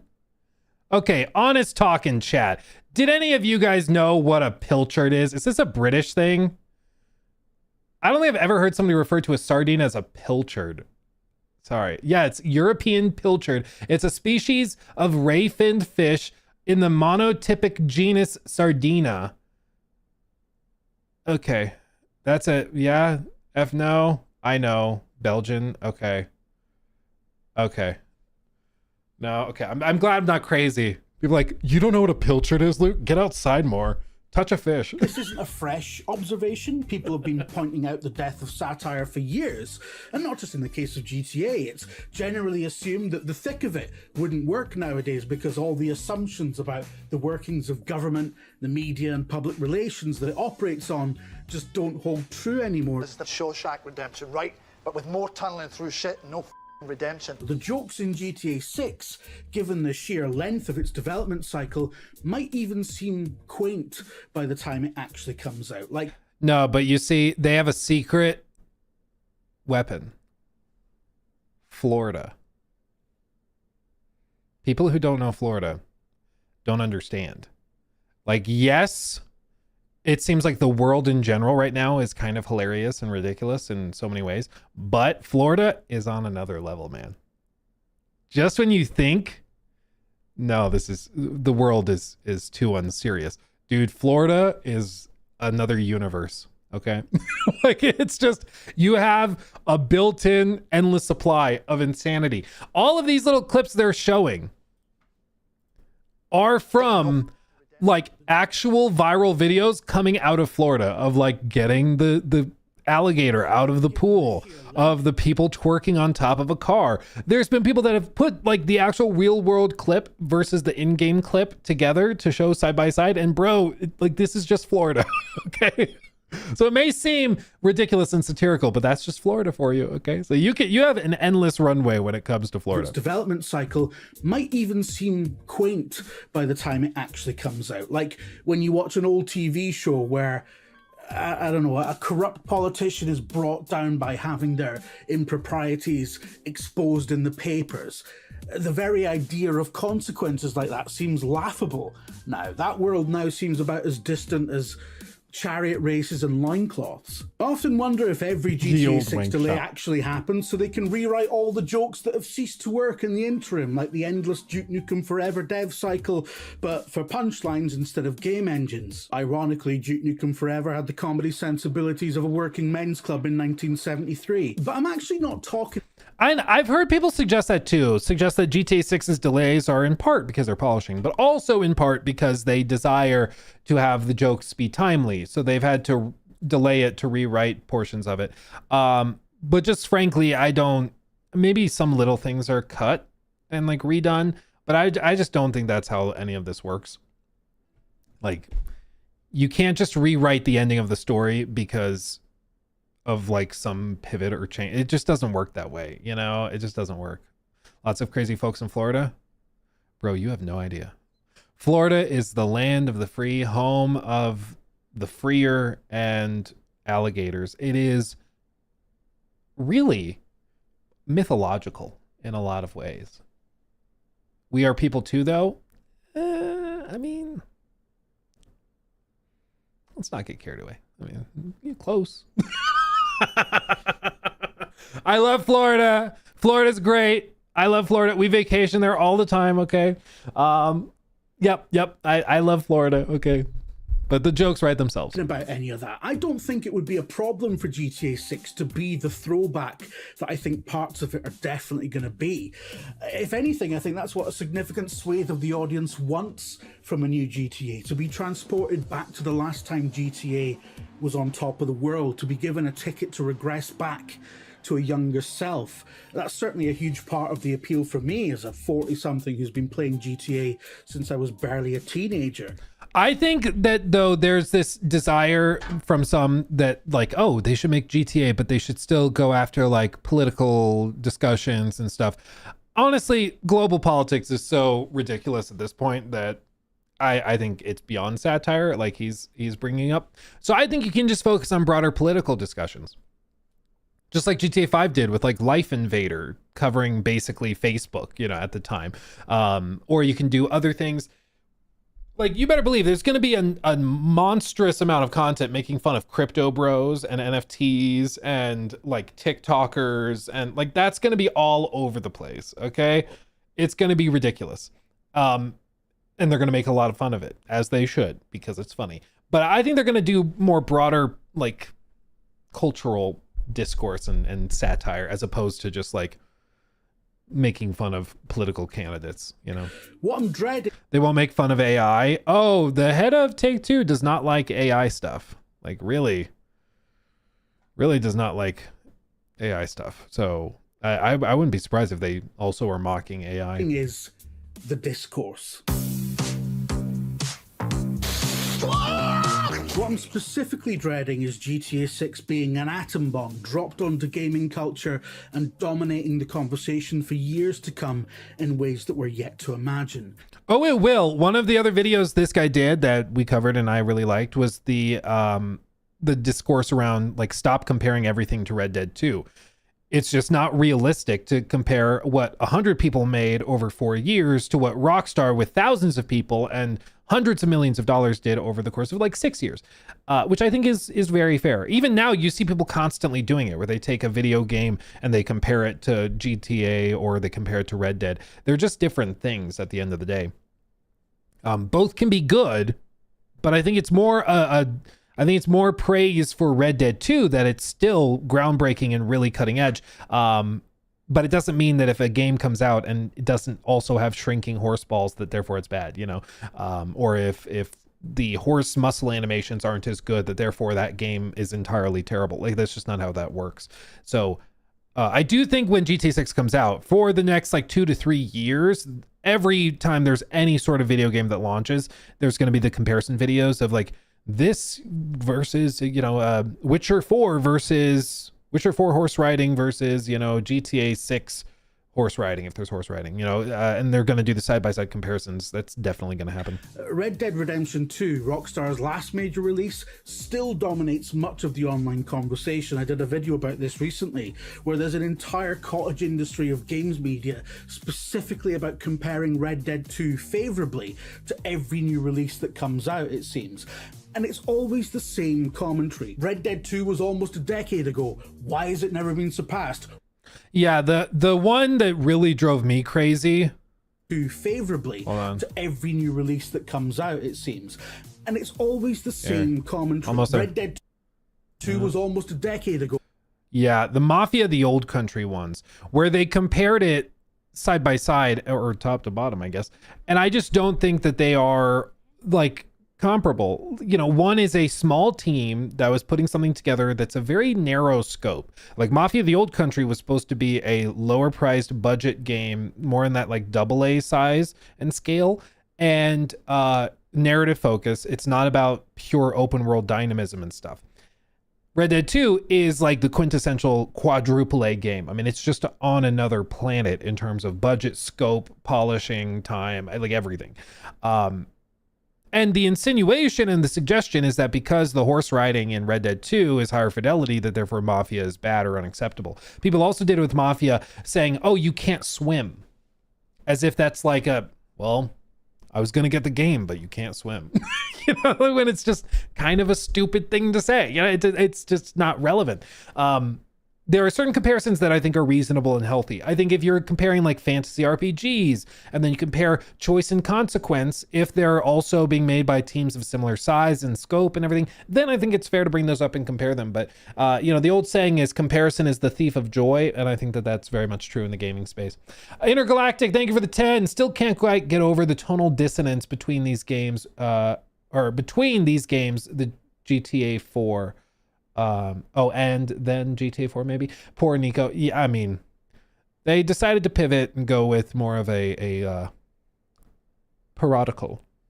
Is that a term? Parodical approach, as opposed to something a little more serious. But maybe GTA 6 changes that. I'm not sure. Why has it never been surpassed? Why does X game from this year not have all these minor details simulated like Red Dead 2 does? Why does Mafia the Old Country not have... Yeah, the little stuff, I remember that, where they're like, see, the saddlebag moves while you're riding, but the saddlebag doesn't move in this other game. I'm like, bro, just being honest. The detail's great, but if you don't play a game because the saddlebags are stiff, I don't think there's any game you will actually enjoy. Like, you're going to rob yourself of so many great games, you know, like so many awesome games you will not get to experience because you're hyper fixated on bag sagginess. You know, it just doesn't make sense to me. And it's sad because those people are going to miss out on great games. At the same level of granular world simulation as Red Dead 2, etc., etc. Never bothering to mention that the most significant factor that puts Red Dead 2 as far ahead as it is the fact that it was one of the most expensive video games of all time and had thousands and thousands of people working on it. One of the things I tried to get across in that other video is that the rate of technological advancement isn't a constant thing that marches on forever at the same rate. In fact, we're just now coming to the end of an unprecedented explosion, which took us from Pac-Man to Ark Raiders in about the same amount of time as it takes to grow a fully formed me from a wee sperm. I like the beard. One lifetime to go from this to this. That's wild. That's never gonna happen again. We're gonna have the Butlerian Jihad before we ever get a technology explosion like that again. So I think the first annoying discourse is going to be about how little GTA 6 appears to have moved the medium forwards compared to its immediate predecessor, Grand Theft Horsey 2. I like that name. That's what we should call it from now on, Grand Theft Horsey 2. I do think that there's going to be people that just have totally unrealistic expectations. Dude, I saw a thread. I want to make a video on it. Maybe we'll do a segment on it. I saw a thread that was somebody breaking down what they are expecting and what they've heard is in GTA 6. And bro, some of the nonsense is unbelievable. People being like, I heard from a guy on Reddit that the game's going to have an alimony system. So if you go and you sleep with a character in the game and you have a child, then you'll actually go to court and you have to pay alimony to the mother. No, that's not in the game. What? Like, what are we doing? Like, it's outrageous. No. Or other people being like, yeah, there's actually an entire system of court proceedings. So when you commit a crime and you're arrested by the police, you'll actually be let out, you'll reload, but outside of a court. Then you'll have court appearances where you have to actually go to court and stand in court. And then you have to spend in-game money to hire an attorney to represent you in court. And then you have to do a mini game to actually testify on the stand. And I was like, no. That's not there. You know, it's just absolutely crazy, nonsensical, made up stuff. But there's so many people spewing so much garbage and so little of it is ever contradicted that I think there's going to be people inevitably that have, you know, false expectations or unrealistic expectations and end up being disappointed. I think part of it is that there is a subculture in gaming that is focused on GTA. It's kind of weird for us because we cover the broader industry and we talk about the broader industry a lot, but the GTA 6 community specifically, it's a whole other subculture within gaming discourse, where it's a lot of made up nonsense. It's a lot of pure speculation. It's a lot of AI generated garbage because like a lot of people following it and watching it are like straight up 8 years old. They just are, you know, and those people, you know, maybe if they're 8 years old, they're not going to move the needle much when it comes to public discourse if it's disappointing or something. But I think that there's inevitably going to be some difficulty living up to expectations. Rockstar is very good at living up to expectations, but even in the wake of Red Dead 2, you remember there was still disappointment with how little variety there was in like questing options. Like most missions played out exactly the same for every player. There was a lot of hand holding. You had to do the mission exactly the way they expected it you to. If you tried to walk around the building instead of just running straight in, it would be a mission failed and you reload. There were things like that that frustrated players.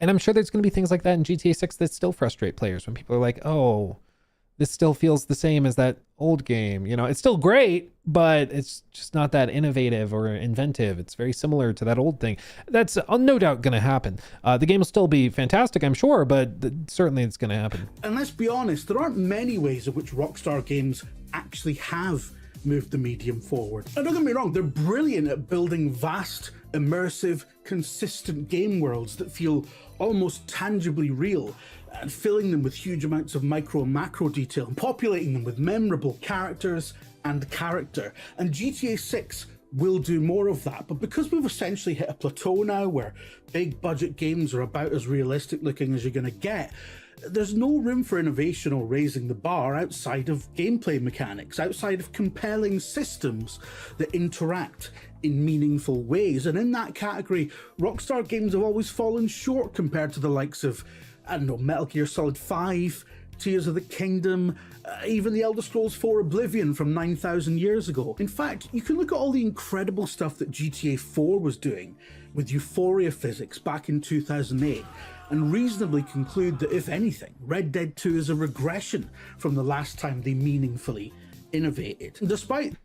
Yeah, I think it's certainly going to be a game about scale and scope as opposed to just about individual, like, groundbreaking innovations, you know? 4510 West Vine Street, Um, Kissimmee, Florida. 3474. Oh, the Medieval Times. It says Andrew Malcolm with the 10. There's a Medieval Times theme park in Florida, 4510 Vine Street. Well, and that's one thing people were suggesting maybe the medieval guy or the guy working on medieval architecture was working on, was that he was working on like a Medieval Times or a Renaissance fair or something for a mission in GTA 6. Maybe that does end up being there, because if they did hire this guy when they were working and experimenting with the idea of a medieval game, he worked on stuff. So maybe they found a way to reuse some of the stuff he worked on and, you know, put it into the game with like a Medieval Times or something. That could be cool. Renaissance Fair, that could be cool. Very, very different, but you just never know. You never know. Let's see. Blackburn also, or Blackhorn, thank you for the 6 months. Hey, Luke, question mark. I'm so excited about the future of Steam hardware. Going to buy the Steam Deck 2 day one. It's been the best gaming hardware I've ever bought. Yeah, we'll see when they do it. I think it's going to be a while with how much RAM prices have gone up. I don't think they want to. They don't want to watch. They don't want to launch a $1,000 handheld, I don't think. This, Red Dead 2 has garnered a reputation for being the last good video game ever made in some circles, which means GTA 6 is going to be compared to it relentlessly and found wanting by the most annoying people on Earth. And it'll dominate the discussion in other ways. $800 million, that's how much the video game Grand Theft Auto brought in after its first day on sale. Millions of kids are learning to slaughter bystanders. Sorry. Millions of kids learning to slaughter bystanders. Dude, I'm kind of hopeful we get some major crash outs when GTA 6 launches. I kind of miss them. We used to, like, every time there was a big AAA game release, it was like, okay, this is the game that's going to tear down society. You know, it's not the actions of boomers going on pointless wars and stuff. No, it's the video games for the children. Yeah, I'm hoping we get some funny crash outs. Fingers crossed. But critics condemn the scenes with graphic violence, including torture and cruelty to women. Is that what people really want? What, violence? I find that some people like that sort of game. Grand Theft Auto is one of a handful of gaming brands with as much cultural clout as a big film or television franchise. All of your mums have probably heard more of Grand Theft Auto, right? Very few of them have heard of Claire Obscura Expedition 33 or whatever piss you're into at the moment. That's just facts. Traditionally, Grand Theft Auto gets picked up by the mainstream media for two reasons. How much money it makes, because as an artistic medium, the only societal worth it's ever deemed to have is based on how much money it makes. And secondly, for having controversial content. You, the player, are a street thug trying to take over the city. It used to be that the conservative right would regard it with disdain for being distasteful, for featuring simulated blowjobs, for the murder, for its glorification of criminality, the sorts of things that the conservative right used to get upset about. Nowadays, that's all been turned on its head. It's now far more likely to come under fire for its perceived wokeness. There's a female protagonist, for example, and it takes the out of Floridians. So there's going to be an inevitable tsunami of raw sewage across social media featuring Lucia's monstrously female face going on about how left-wing activists with pink hair have ruined a cultural institution. And you know, I will say the stupidest thing I've ever seen is people sharing photos from like Women's Day at a studio where they literally pull all of the women out of the studio to take a picture in front of the building, and they're like, see, these are the developers. And it's like, oh my god. It's just like, you want to be upset, okay? Just be real. You want to be upset, okay? Like, these are the same people that made this. It's the same thing. The most revealing one was with the Oblivion remaster remake thing, where they brought in some of the OG designers from Oblivion back in 2005, 2006. And they're like, oh, they brought in all these women to work on these games. And like, we pulled up the documentary Making of Oblivion, and it's the same women from 2005. And it's like, no, they're OGs, dude. Like, these are the women that have been making these games, you know, shocker, they're in the industry. But no, I do think that there's going to be a puritanical panic regardless with the game. I think it'll come from both sides of the political spectrum, as it usually does. Instead of it being like satanic panic over like they're promoting crime, I think you'll see more discussions of like, you know, diversity and stuff like that that we've seen in the last like 2 years really prevalently. And then on the other side of the political extreme, it's going to be like complaints over it not being like diverse enough, or that it promotes like testosterone fueled mania too much or stuff like that. Like no matter what, there's going to be people raging and freaking out about it because that gets clicks and drives engagement. It's going to happen regardless. I think most players are just going to play it and have fun though. What's going to happen? They do it about absolutely everything. And at least we're not wearing clown outfits. There's a plus. Meanwhile, the actual woke people will be laying into it for continuing to be the crass, vulgar, misogynist. I'm sorry. Did you see that? Everything. And at least we're not wearing clown outfits. There's a plus. I forgot about that. Meanwhile, the actual woke people will be laying into it for continuing to be the crass. Jim's ring.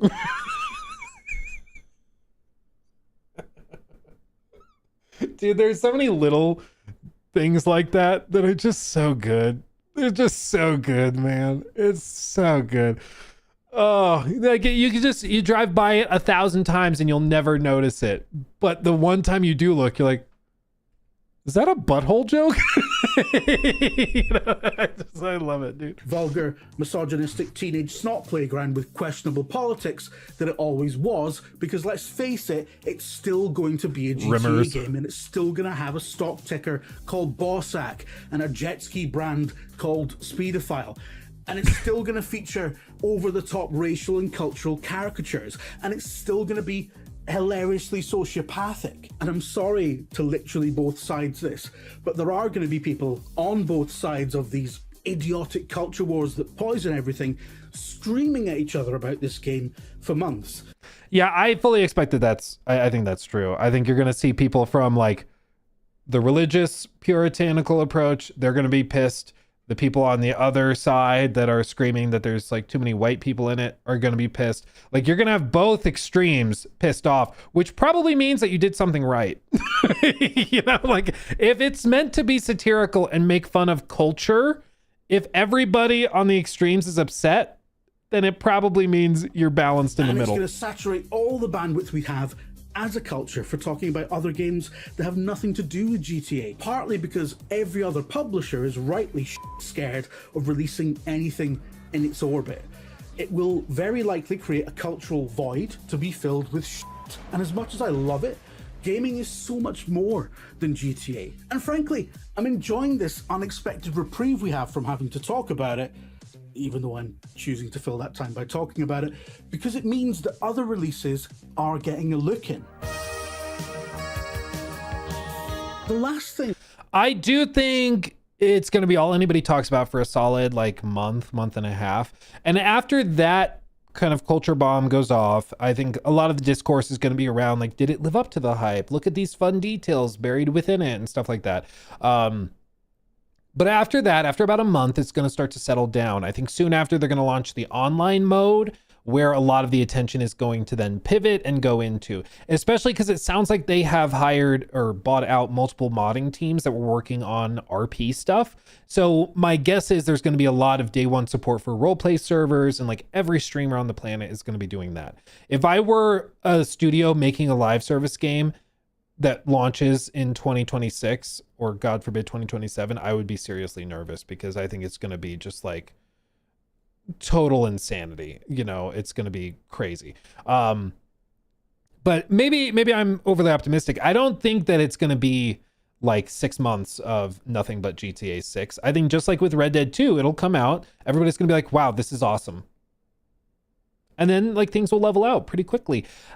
I mean, again, Red Dead 2 still, you know, absolute masterclass masterpiece, but you got to remember that even though like GTA or Red Dead 2 launched in October, I believe, October 26th, I think, of 2018, within like a month and a half, the Game Awards happened and God of War 2018 won over Red Dead 2. Not because Red Dead 2 is bad, but just because people were like, yeah, we played it, we appreciate it. We played this, we appreciate it. And then they voted based on that. Like, I think gamers generally have a much more level head. They don't, like, they're not so monochromatic, you know. I think people will be able to level up fairly quickly. GTA 6 is so much bigger than Red Dead 2. I do think it is massive. Without a doubt, it's going to be the biggest thing in gaming history. But I think with a very bright burn comes a quick burnout. And by quick, I mean a month. But I think after a month, people will be like, okay, I'm ready to try something different and figure it out. Like, I think it's going to burn very, very brightly. But after a month of nonstop discourse, I think people, no matter how big the game is, I think people will still be like, yeah, okay, I'll go try that other game. You know, I'll give that a shot. So we'll see. We'll see. Thank you, Xander. Bum. At Xander Salos donated $9.99 through Super Chat. Thank you. It's gonna be wild when Crimson Desert follows through on its promises and beats GTA 6 for GOTY. I think Crimson Desert could be a game changer and big studios will start to prioritize fun ideas again. Thank you for the 10. And I do think if Crimson Desert can pull off everything they're doing, it could easily be one of those Game of the Year contenders. I think pretty comfortably. And it will benefit from the fact that it's very, very different from GTA 6, you know, like that it's kind of the polar opposite, you know. But you know, well, time will tell.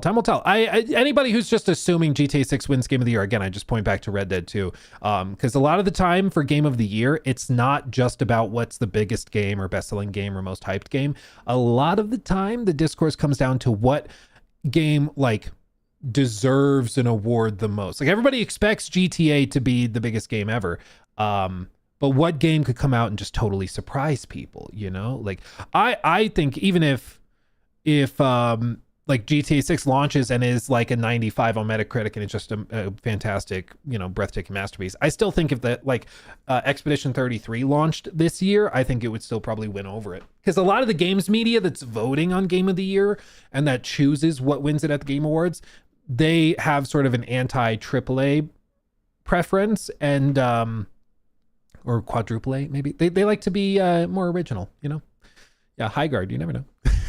That makes me dread its release is not about the content of the game or where it's positioned in the landscape, but about the people who have poured their blood, sweat and tears into it. GTA 6 is being made by a vast development team, no doubt diverse in all aspects of their identities, their cultural backgrounds, their politics, who don't deserve to be put in the stocks over an entertainment product they've made. Let's be honest, GTA might be a work of satire in a lot of ways, you can legitimately call it that, but it is a work of fiction, it's a work of escapism, it's a daft, vulgar, shooting, driving playground. We're not supposed to take it that seriously, but it is unfortunately being made by a studio that is accused of union busting, that has a well-documented history of crunch culture and whose attitude toward its own workforce casts a rotten cloud over its huge achievements. Make no mistake, I'm going to play and enjoy GTA 6.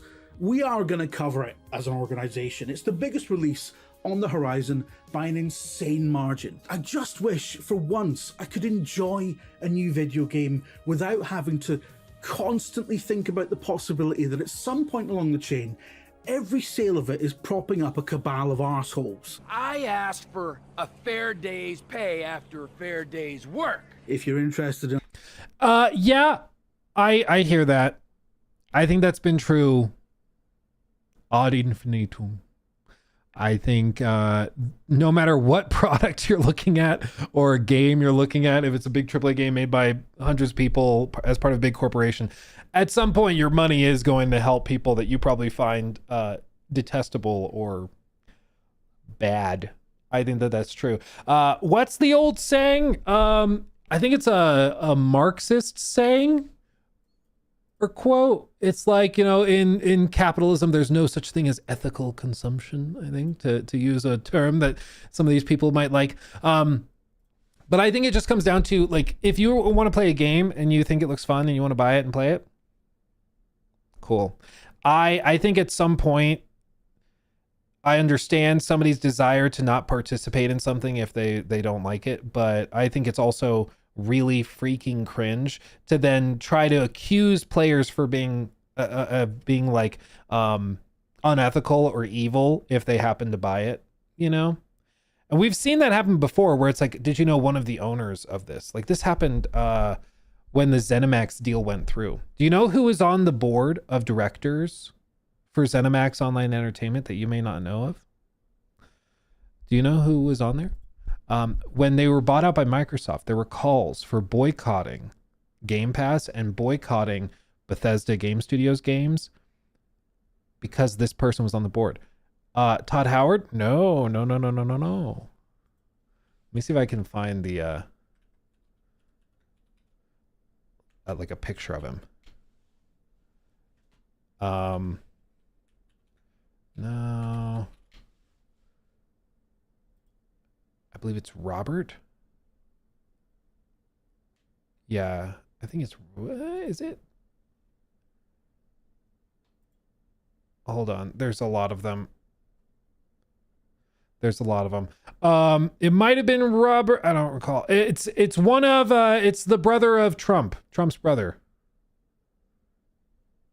I think it was John or Robert.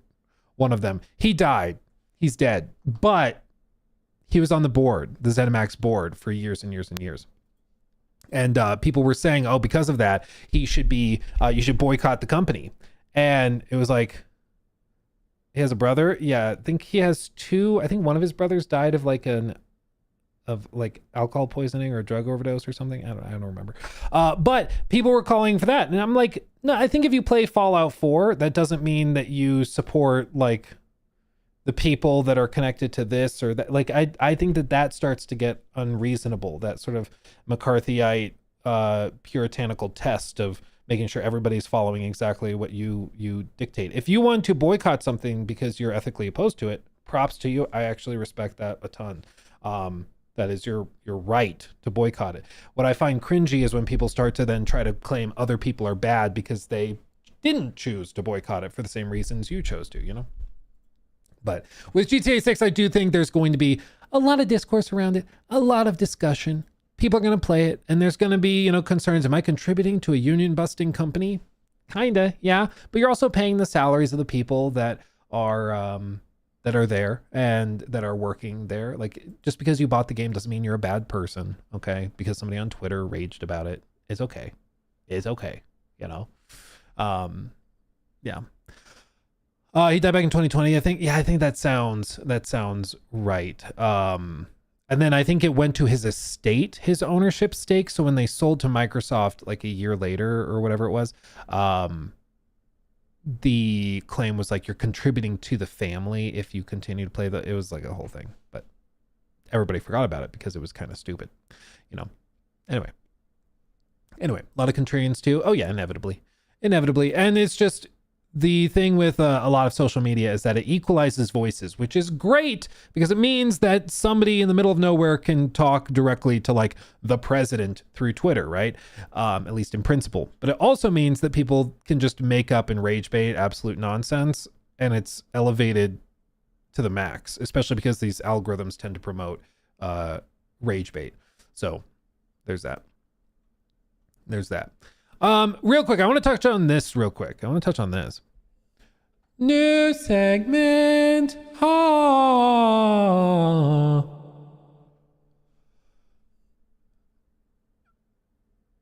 I don't know what it is in the last few weeks, months, but a lot of people that have worked at BGS have done interviews, and they're talking about the Fallout show. They're talking about Elder Scrolls. They're talking about all that stuff. But there was one clipped from Culture Crave from the interview that Bruce Nesmith did with Pressbox PR. And there's a lot of stuff in this interview that is genuinely really, really interesting. Like I said, Culture Crave clipped the little quote, but the one that I want to touch on right here is very, very interesting. Okay. basically in the early lore and early games, there are some very out there ideas, like nods towards some space exploration and the Battlespire and other features. Could these elements be brought into the modern series and reinvented somehow? Discussions about that, how they could explore the lore and things like that, which are genuinely interesting tidbits and things that they could do. There's discussions over where they could go in the 6th game and what they could do. Like what can they do to subvert expectations? This one's really interesting. So like this, do you agree that the expectations are now so high that creating Elder Scrolls 6 or Fallout 5 has become an impossible job? Bruce Nesmith, this is one of the original designers behind Skyrim, okay? He knows what he's doing. I'm very fond of a phrase called the game of expectations. I've been trotting the game of expectations out for well over a decade. Bethesda's in the bad position of having expectations being so high they cannot be met. I think they cannot be met by Bethesda. I think that's the problem, is that they can't deliver on it. Other studios, I think, could, but they can't. Managing expectations is the number one thing a good marketing department has to do. Let's take a look at Starfield. Let's assume that a new studio had put out Starfield. I suspect it would be talked about like the Second Coming. I'm not so sure about that, but okay. Let's assume, let's see. But because it was released by Bethesda, the expectations were so much higher that it was seen differently. Starfield is a good game. It's a very good game. It's just not the game that people expected it to be. I think it's not the game people expected it to be coming from Bethesda. And part of that expectation came from how it was marketed and what was said and what was not said. It's been fascinating seeing how the marketing has gone for something like Crimson Desert, because they have all of these expectations being built, people being like, can they actually live up to that? Is that actually real? This seems too good to be true. And they've been trying really hard to toe the line of what is there, what is not there, and just let the game speak for itself by showing a lot of it so that people see, and that's how their opinion is informed. But with Starfield, if you recall, there were a lot of questions leading up to its launch where people did not have firm answers. We did not know concretely whether you could fly on a planet's surface or not. It was only once the game went out to reviewers and people tried it that it became clear, no, you're going into a simulated fishbowl. That's what's happening. You're going into a fishbowl, and then once you're in the fishbowl, you can fast travel to a different fishbowl. But that's what's happening. And then it's the same locations recycled over and over again as you travel and explore them, right? So I think that was, going back to the marketing discussion, the marketing department didn't make that very clear, but I think it's because they benefited from it not being clear. I think it would have been seen as a disappointment if people knew what it was actually like. Now, going back to the Elder Scrolls 6, they have the same problem, and they're going to have the advantage of having done Elder Scrolls 5, 4, 3, and 2, to where I think they've got a good shot at meeting expectations. After Oblivion, there were very sky-high expectations, and Skyrim met them and exceeded them. After Fallout 3, there were very high expectations for Fallout 4, and the studio met them. So the potential is definitely there, but I agree with Nate Perkypile. Boy, do they have their work cut out for them, which is absolutely true. Nate Perkypile is also one of the people that worked on like Skyrim, Fallout 4. I think he left after Fallout 76, I want to say. But he's an indie dev now and makes his own stuff, which is pretty cool. And then this one, how could they shake up Bethesda's formula to subvert expectations and wrong foot players in a good way for Fallout 5 and Elder Scrolls 6? And he says, I would probably look at two things. I would probably look at having the world be more dynamic. Bethesda games in the last decade have become less dynamic in order to meet the needs of what the games needed and audience expectations, but to be able to have the world be more fluid, I think that would be very cool. I also think to look at Baldur's Gate 3 and draw lessons from that smash hit, probably. That part of what made it so popular is that it felt like all choices were meaningful because you made a choice and it made big difference in your play. Bethesda games have maybe pulled back from doing that a little bit. I'd say a lot of it. Even just in the purest form, there is a console command on PC. Tilde, kill all. Okay? In games like Fallout 3, or Fallout New Vegas, you can type that in and you will instantaneously fail every single quest. Every NPC in the game world will drop dead, whether they're in a vault or in the Lucky 38. And the game is like, okay.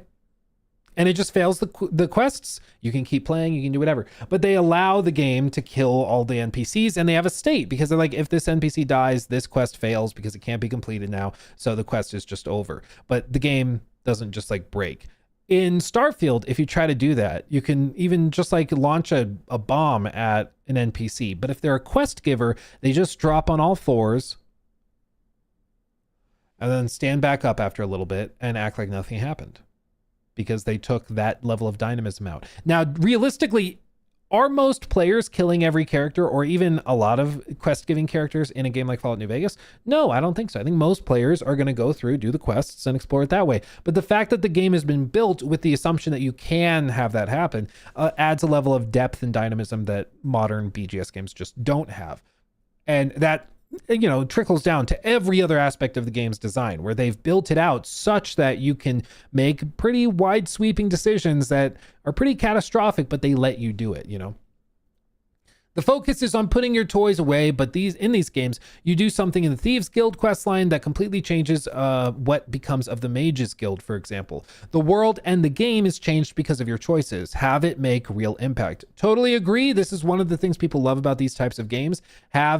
Decisions have actual consequence. If I were in the position to be able to make these decisions, that's something that I would look to be doing, because I think the gaming community has spoken and said they want games like Baldur's Gate 3, where their actions feel like they have impact in a broader sense. Absolutely. Do I think they will do that? I think there will be a couple of big items, but I think that realistically, based on what they've done in recent years, I think that Elder Scrolls 6 will end up playing much closer to, this is going to sound like more bombastic than I mean it to, so hear me out. I think it'll play closer to Dragon Age Veilguard. Hear me out. Dragon Age Veilguard had a couple of really big moments where there was major consequence. There's the battle of, I think it's Weissenhaupt or something, where you choose to either go this way or that way. Depending on what you choose, this map completely changes, is devastated and torn apart. This one stays perfectly fine. Or you can go the other way. This one's totally destroyed, and then this one is totally fine. It's up to you to choose which way it goes. Similar to another game Bethesda made with Megaton. They allow you to destroy Megaton or to leave it be, but it's up to you. People still look back at Megaton as an example of like gameplay consequence, even though there wasn't a ton of on that level in Fallout 3 and certainly not Fallout 4 and subsequent ones. But I think that they'll have some big, very easy to market moments of consequence, just like Veilguard had, because Veilguard had a preview event where they showed us that, and it made us all really excited that, oh, this is the level of consequence we're going to have in the story and in the game. And if you can keep this up for an entire game, that's going to be crazy cool. Turns out that was like the only like one of the only times there's real consequence was the little sliver they showed us, right? I think that it's likely that there's going to be a couple of very big moments like that in Elder Scrolls 6, where it's like, do you save the castle or do you let it fall? You can save the castle and the castle is fine. There's a quest giver in there that stays alive and you can do that. Or you can let it fall and then it's overrun by some werewolves or something, and all of a sudden the quest giver dies and that's just an empty building basically that you can't go into. That wouldn't surprise me at all, but I think that it's probably going to be something like that, where it's not going to be throughout the entire game. I think it's going to be a couple of very big, easily marketed moments would be my guess. Yeah, where would you like to see them take the Fallout series next? He said, good question. I think the place that is dripping in character, so I would look at places like New Orleans, St. Louis, or Orlando. What happened to Disney World in the Fallout universe? That would be a ton of fun. I agree, these would be really cool. New Orleans, I think, would be baller. There's all sorts of cool mutated crap you could do in the swamps. That could be really cool. St. Louis could be interesting. Orlando, yeah. New York is the other one that would be really cool, but realistically, do they do New York? I think it's a little too big for them. Just being real. Some of the most impressive places have already been done. Las Vegas, I mean, that's a place just dripping with flavor. Boston and DC, these places just exude that. So you need to find some place like that. I agree. I don't think you can do a Fallout game in the middle of Kansas and have it be really fun. I don't think that works. I think you got to have it in something, a very interesting place. This is interesting. How does the public perception of Todd Howard differ with the man you know? That's interesting because Todd's a man of myth and legend. You know, some people make him a really big deal. Some people act as though he's like elevated to gaming sainthood. Some people talk about him constantly, and it frames every discussion that they have, you know, around these games. I've heard. So certainly it's worth discussing. What is the man actually like, you know, when he's not ascended into an ethereal plane? Well, you'll have to tell me what you think of the public perception of him is what it is. I've known the man for a long time. For me to see the forest for the trees is a little difficult. I can tell you candidly that when working at Bethesda up through the Skyrim days, Todd is probably one of the best bosses I've ever had. I can tell you that he's keenly aware of the fact that he is a bottleneck, and he works his ass off to not do that. Unfortunately, he doesn't succeed very well. This is something that we've heard time and time again in these interviews that Bethesda employees have done after leaving the company, is that Todd is a bottleneck, meaning all of these decisions kind of funnel up to him, and he has to give the thumbs up, thumbs down, because he knows what he's doing. And it is quantifiable. The less involved he has become, the worse the games end up, at least in terms of general popular consensus, is that the less involved he is, the worse they get. The more involved he is, the better they get. So he knows what he's doing, but the problem is there's only one Todd, and Todd is very busy. Todd does not only work at BGS anymore, Todd is also executive producer on like the Indiana Jones game. He's doing the Fallout TV show stuff. I can only imagine the other stuff Phil Spencer has him doing to like build out the Fallout remakes and spin-offs and stuff, the mobile games he works on. He's got a lot of pots on the stove for sure. And he's tried over the years to get less involved in the day-to-day, but as we've seen, the less involved he is, the worse the games get. And I think it's probably because the people that are left to make the decisions aren't good at making those decisions, but that's just my opinion. I think that the people that are left at the studio to make those decisions on his behalf consistently make what I would consider to be the wrong decisions. But that's, again, just me. But this is not something where he is being an ogre about it. What a statement. It's part of the culture of the studio, and that is extremely difficult to get away from because it's baked into how things are done. Even though he tries desperately not to, he does what he calls seagulling, where he swoops in and changes things. It still happens. So it's just how the company is. And I mean, I just think if you got hired at BGS, the expectation is that, yeah, if Todd says this is this way or that's that way, that's how it's going to go. Todd's the final decision maker. It's BGS. Like, it's Todd's company, right? I'll give you the counterpoint too. When you build games as big as Bethesda games, Todd was very good about saying, I care about this and this and this and this. And he spends a lot of time and attention on those things. We were left to go our own way on it. Not that he wouldn't come in and have to approve the work, but he would give a lot of leeway. You know, I revamped the entire magic system for Skyrim because I felt it was very old and cliched and it needed to be redone. We had talked about it. He approved the general idea and he was very involved in that. Then he let me have my head. Not that we didn't have discussions about this particular thing or that, but I had a lot of freedom to create that, a lot of freedom. It was the same for a lot of the character systems. He was very involved in the perks because he had a vision for what he wanted. On the underlying stuff, I had a tremendous amount of freedom to do what I wanted to do. I would say that the reputation you just said is both earned and unearned because it's a big studio. It's a big project. We do big projects. We did big projects. We can have both of those things be true at the same time. And I think that this is certainly, it's the thing with BGS is that Todd has, for better or worse, become the figurehead of everything. So when something goes well, Todd gets the praise. When something goes poorly, Todd gets the blame. It's just what happens when you're at the top of a company and the company is involved in a lot of stuff. As a result, people think that like Starfield's problems land squarely at Todd's feet. I think a lot of them do. But I also think that it's pretty clear if you listen to the interviews that like Kiwi Talks, great YouTuber that does interviews with these devs, those interviews that the devs did, they said one of the reasons they left the company was because Todd was so uninvolved. It was because they were looking forward to working with him. One of the senior quest designer, I believe it was Will Shen, said that he was the senior quest designer for Starfield and he saw Todd once a week in one meeting. Like that's tough. That's tough, especially when you're trying to build something and you want to live up to his vision, like, and he can't be more involved in that. Like, that's just, it's going to be tough to be dynamic like that. to me, it seems pretty clear that the company's just too big. It's grown too big. It's doing too many things, but it's a company that still is built around Todd, and Todd can't live up to it. You know, I think that that's part of the problem. But this is one of the really interesting tidbits that I wanted to touch on that kind of sparked my interest in this interview. Will the success of the Fallout TV series lead to the Elder Scrolls getting its own show? Probably one of the most obvious questions after the Fallout show's success.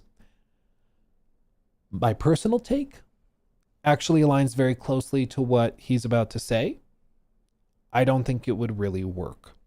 One of the reasons I don't think it would work is partially like just narratively, but also what marketing people will call like the squint test or like the silhouette test, which is that you want something that's so unique and recognizable and iconic that the squinting, you can still tell what it is. Or if it's just a silhouette, you can tell what it is. If you see the silhouette of the Vault Boy given the thumbs up, you know what that is. If you see a silhouette of power armor, you know exactly what that is, right?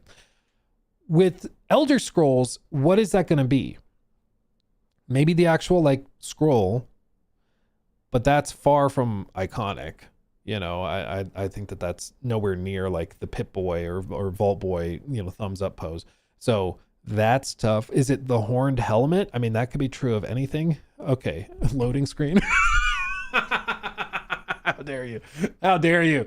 Oh, that's funny. That's pretty funny. Okay, that's good. You got me. You got me on that one. Okay, that was good. That's good.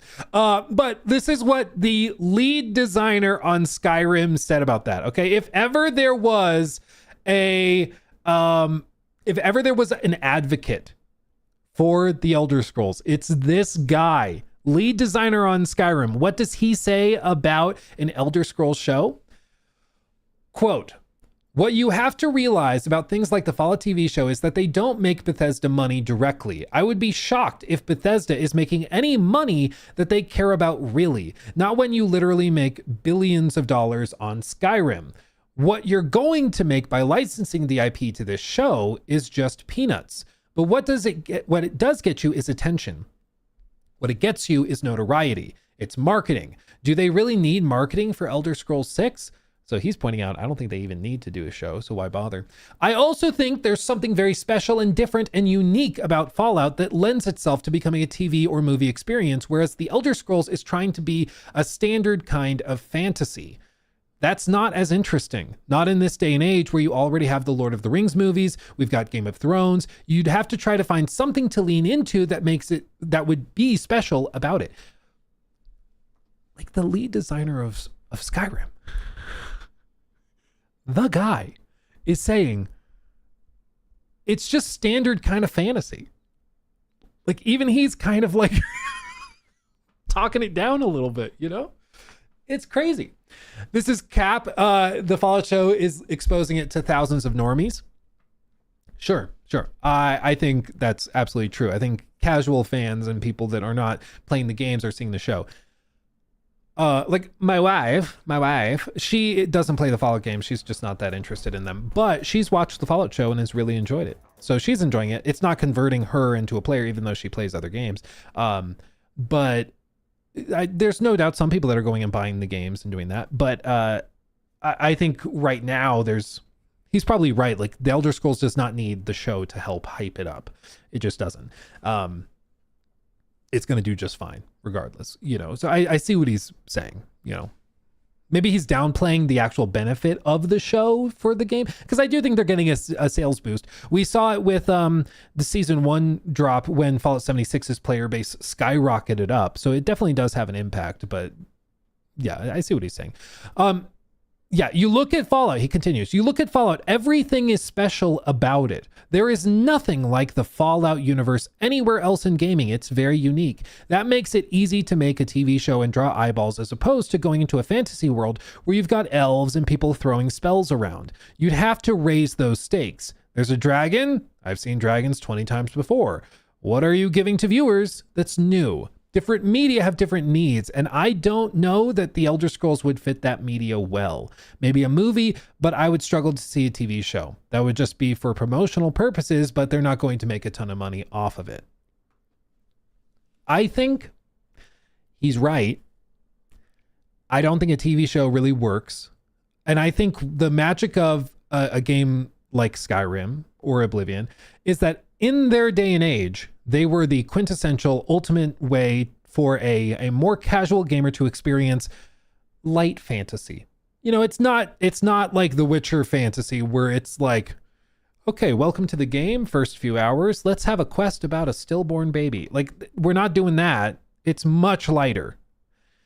And that is something, it's why I've called, and many other people have called it too, like, they're junk food games. They're popcorn games. They're games that you can just kind of play and escape to, and oh, I'm riding a dragon, and oh, I'm fighting these guys, oh, I'm having a good time. You don't have to think about it too much. It's not too heavy, you know? It's not trying to be heavy. But I think because of that strength in terms of the games, I think that holds it back from having the same level of weight and interest in a different format like a show or a movie, you know. I do think that Fallout also, like I said, it passes the squint test, the silhouette test, whatever you want to do. There are many iconic things about it where you see it and you just know what it is.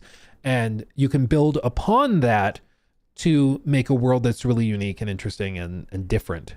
I think realistically, a Skyrim, the TV show, or Elder Scrolls, the TV show, ends up just being a really generic fantasy show that struggles to differentiate itself against anything else, you know? It's just really hard to stand out. But again, like, this is coming from the guy that is behind Skyrim, and he's saying that, which is pretty remarkable. He goes on, another question. Bethesda games are often criticized for their floaty combat. Why has it been so hard for the studio to nail the feeling of hitting an enemy? What a question. What is your problem? It took a step forward with Skyrim, and I think they're going to continue taking more steps forward in the Elder Scrolls 6. Combat can get very dicey in these role-playing games because it has to be exciting and energetic the minute you step out of the prison you start in, which means you have none of your special perks or attributes. You've got to maintain that too as the player's power ramps up. In a game that's focused on combat, your combat abilities, capabilities, and nature of the combat does not change dramatically over time, and so they can hone the combat to make it super exciting. But if every time I gain a level, suddenly I have a new perk that changes how I do business in a fight, that's tough, and really tough on a combat team. But I'm willing to bet that they'll make improvements on it. It's something that I know in the past Todd has cared deeply about. He very much likes the action RPG style, and he spends a lot of his time and attention on trying to make combat more visceral and exciting, but it collides with the RPG elements and not in a good way. I mean, in recent years, Todd has just stripped out RPG elements to like make that not a problem. And I would guess that's probably the approach they're going to take here. Stealth is the biggest example of this. How do you start out not being good at being sneaky, but still being sneaky, exciting, and then still maintain that when you're absolutely amazing at sneaking? It's hard to have growth in those things and make that work from level 1 all the way through to the end, which I think is certainly true. Let's see. They ask him about like the next Mass Effect games, what he would like to see that. Rumor is it that Elder Scrolls 6 will return to the Iliac Bay, with fans theorizing that the teasers we've seen so far, or the teaser, are hinting at High Rock and Hammerfell being the locations of the next game in the series. How rich is that location as a setting to revisit? I don't think you have an area that isn't rich in potential in Tamriel. I think you don't want to step on the toes of things you've recently done yourself. Let's not go back to Cyrodiil, for example, but I think Hammerfell and High Rock would be great places to go. I think you've got lots of good stuff there. I think they could go to Somerset Isle and the other islands and do great stuff there. I think it's been long enough that you could revisit Morrowind. I don't think you can say this area is boring and therefore not worthy of Elder Scrolls 6. I don't think there is such a place in Tamriel, and that's by design. You're making a game world, you make everything cool and interesting. If anything, there's places that would be too interesting, like Elsewire would be challenging with its cat people who change the nature of their catness as they mature. That one might be a little too challenging, but I think pretty much anywhere you go, there's lots of cool and interesting stuff that you could do. That is interesting.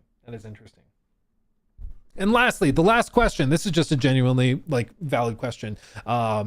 That is very pertinent in the industry right now. This is like a hotly debated topic. Ubisoft have come under criticism for their mandate for employees to return to the office, saying that people making games need to be together for creative ideas to emerge in person. What do you think of that idea?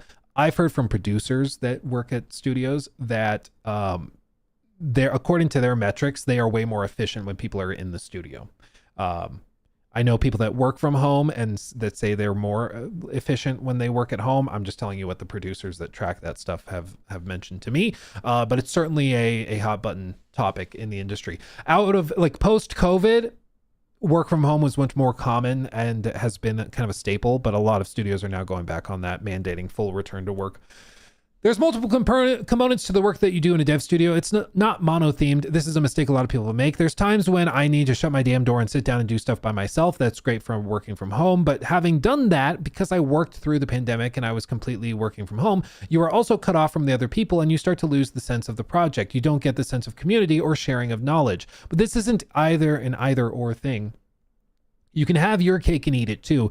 If you have certain times when you need people in the office because you have some certain camaraderie, we need people to be working together. You can also acknowledge that there's other times when you just need to sit down and do stuff and you need to get work done without disruption. That's better done at home. Have time for that too. It doesn't have to be one or the other. It isn't a single solution sort of thing. I'm also hopeful that online collaborative tools will get better, although that is for the distant future. Right now, you tend to get isolated and you need to somehow make it so that you don't have the isolation, but you can still have the ability to focus. That's the problem with the office environment. There's too many distractions. You can't sit down and focus so easily.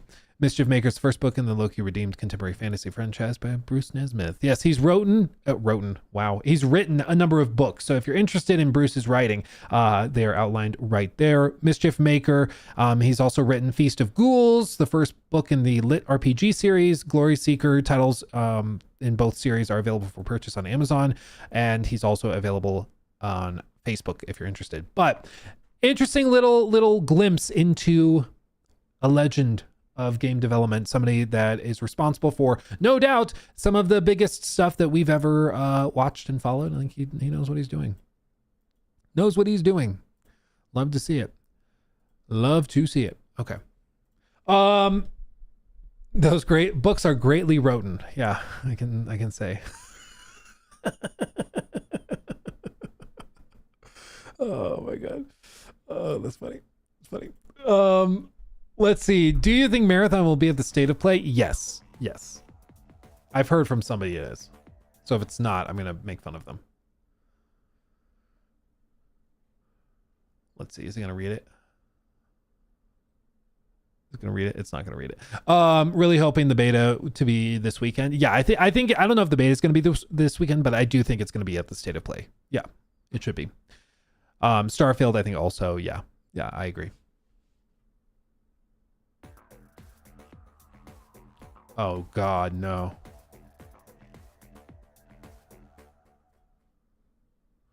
At Justin Kelly 9458 donated $9.99 through Super Chat. Thank you, my friend. I realize there are a multitude of reasons why it wouldn't work, but I would absolutely love a Morrowind show.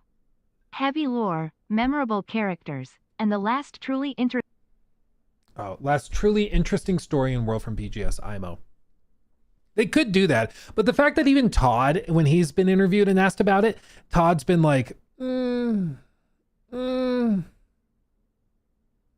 know. You know, I think that I think the fact that like Todd also is not interested in it, I think that's pretty clear. Probably not going to happen. So I think it'd be cool, but I just get the vibe that they're like, yeah, I don't think it's worth our time. So they're not going to bother with it. Yeah. This is breaking news. Breaking news. News segment. Breaking news. Report: canceled Lord of the Rings game by Eidos Montreal with a Telltale-like story first look. This is from MP First. They've had a ton of great reporting recently, like exclusive looks and all sorts of stuff. But Eidos Montreal is a studio that has participated in the development of major games like the Tomb Raider saga, but lately has been relegated to a support studio for other projects. Following the acquisition by Embracer Group, the studio has faced several difficulties, such as layoffs and the cancellation of various projects. According to Insider Gaming, some of these discarded projects included a Legacy of Kain soft reboot scrapped in 2022, as well as a Lord of the Rings game. This latter project has been described as a game with card-based mechanics and a Telltale story spin on it. It is also said that apparently development on this game didn't go very far beyond being before it being scrapped. And if we look at this, they actually have collected some concept art of a top-down perspective of what this game would have actually looked like. Some early concept art of it. Look at that. Look at that. Dude, Lord of the Rings is such a mistreated franchise in the games industry. We got Middle-earth Shadow of Mordor, baller. We got Middle-earth Shadow of War, good, but over monetized to the point where it kind of destroyed the game until they fixed it. And even now it's kind of weird. And after that, like there was of course stuff earlier before that with like the MMO stuff that they were doing, but it's just so underutilized. It's so underutilized. And to see this, like this is cool, dude. I love this one. Look at that. Oh. I'm glad that they saved these though, so we can see them and appreciate them now. I'm glad. It's really cool. Lord Hamish, thank you for that. He's here. The Lord's here. Thank you for the 2 months. Hi, Luke. Thanks for the great content. I really appreciate it. 16 times the appreciation. Thank you, my friend. Appreciate you. Look at this. The portfolio also includes a single video offering a rotating view of the Bar of Umbar in 2 different stages, before and after the fall of the city as described in the Lord of the Rings books. This likely depicts the aftermath of several battles where the pirate stronghold was defeated and left in ruins. Before the fall. Okay. Little spiral action. And then after the fall, they've actually charted out what's broken and how. Dude, it makes you really appreciate the work that goes into this stuff. Like for so many games, you'll just glance at something and you move on past it, but you don't realize that that was somebody's like April. Like somebody spent so much time on these things. So much thought goes into how does this break down? What does that look like? Okay, so if the lighthouse collapses, what should that look like? Like here, of course, it's standing tall, but over here it's collapsed and all of this is torn apart. So what should that look like? You know, all of that gets considered and thought about. Sacred Code. Man. The final batch of images offers a look at early gameplay tests showcasing the transition from concept art to 3D model of the city. The environment is largely untextured, displaying the grid patterns typically of this early development phase, but also already features basic mechanics like ladder climbing. Additionally, we can spot red silhouettes that closely resemble orcs, though a developer note in the level explicitly refers to a corsair, suggesting the game would feature one of the pirates of Umbar, perhaps fighting alongside Sauron's other forces. You can see very, very early stuff. Use ladder if corsair / worker free. Dude, how cool is it that they preserved this? I've always found like lost media in the context of video games so interesting because like this file is somewhere, hopefully, you know, somewhere. Maybe it's been deleted and lost forever, but at least at some point, this file to download this and experiment with it was on somebody's computer, and then the project gets canceled and it gets abandoned. I really wonder if like, I'm sure they wouldn't admit to it for obvious reasons, but I do wonder if devs on canceled projects back stuff up to like just save. You know, because we've seen it. We looked at that leaked Batman game that was in the early stages of development that would have had the Nemesis system. And that was because somebody backed it up on a hard drive and then they forgot about it, you know, which is fascinating. So anyway, that's crazy. That's crazy. Too bad. One day, Lord of the Rings will get treated right. One day, we can hope at least. We can dream. Fingers crossed. Hold on. I didn't know this is a thing. This just popped up in my feed. I don't know if Corey is in here, but Corey has a Corey Barlog fan account. What is this clip? Cause I can tell you that all these things are going to be answered in the future, but you know, we've set a lot of things in motion with this game, and we intend to sufficiently answer every one of these things. Oh. What if this is just Corey's private account? Dude, if I were a Giga celebrity or something, I'm not suggesting Corey's a Giga celebrity because, like, you know, game developer, but legend, Giga celebrity to us, okay? But if I were like a movie star or something, I would definitely have a secret account where I would just troll people. like a secret hate account for me, and you know, I just make up all sorts of nonsense. Yeah, I think that'd be funny. Yeah. Did you see Leslie Benzies is on leave from BRB? What?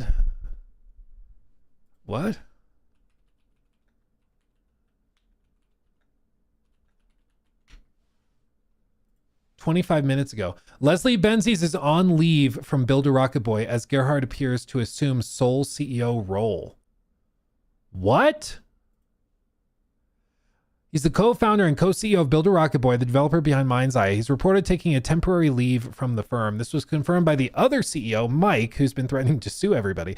Per an email from Gerhard to the wider company, Benzies is taking a well-earned temporary leave to recharge after more than a year of working around the clock. But following that, Gerhard stressed he'd be guiding the company forward, signed his email off as CEO, not co-CEO. What? Dude. Yeah, Leslie Benzies, formerly of Rockstar North fame, found himself accused of sexual assault in the recently uncovered Epstein file. He categorically denied the assault, but confirmed he was in a consensual relationship with his accuser. In a new report published by Game Industry, it was revealed that an email posted by Mark Gerhard after an all-hands meeting confirmed Leslie Benzies' temporary departure from the company. Gerhard worded the email quite strangely, making it sound like the absence might be a little bit longer than you would assume. He has our deepest gratitude, and with the leadership team and your support, I will guide us forward. The report expanded with comments from the former and current employees at Build a Rocket Boy, one of whom explained, quote, "I don't think Build a Rocket Boy survives this crisis. I believe the end is coming for BARB. And it's not heralded by saboteurs, but by Mark and Leslie themselves." This was in response to Gerhard's claim of having evidence that Build a Rocket Boy and Mind's Eye were subject to a ruthless targeted campaign to bring the brand down. Insider Gaming recently published a report detailing this exact claim. Bro, that's crazy. That's insane. Okay, so he's just heading out for a bit. He's going to get milk. No, I swear. I'll be right back. I'll be right back. Oh, does it smell like smoke in here? Okay. Is there a fire over there? I don't know. I'll be right back. Like, oh, dude. What's insane is that he was like the one that was at least not saying the totally insane stuff. But now he's also gone, and now it's just the crazy person, allegedly. It's just the alleged crazy person who's the CEO. Oh, man. I hope he doesn't forget the milk. Yeah. That's wild. That's wild. Well, Jacob, if you're still in here, I guess we can attach this to the end of the other clip. Because this just broke a few minutes ago. That's crazy. Thank you for letting me know, whoever told me that. The Nomad, thank you for the 5. My current biggest problem with games these days is writing. Can't remember the last time a modern game moved me. Oh, for me, it was... Expedition 33 was really, really good. KCD 2 was really, really well done. Prior to that, like Plague Tale Requiem, dude, that one broke me. There's been a number of really good ones. Can Do, yeah. That's so crazy, dude. It's most games, if they flop, the company that made them kind of dies in a whimper, just and goes away. Dude, they are screeching and screaming on the way down. It's wild. It's wild. Anyway, let me make sure I saw these. Whoop, my page is frozen. I can't get over that. That's so crazy. That's outrageous. Oh yeah, there was this viral story as well. Man murders his girlfriend, but is more concerned about missing GTA 6. Yeah, he got arrested. I'm gonna miss GTA in that. Yeah. Which GTA? What are you talking about, Robert? 6. Oh, you got ages for that. I'm gonna get life.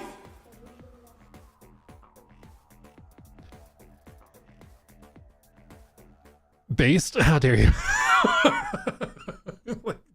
That's actually crazy. What's even crazier is that there's people that out there, there's somebody who's considered committing a serious offense and is like, I don't want to miss GTA 6 though.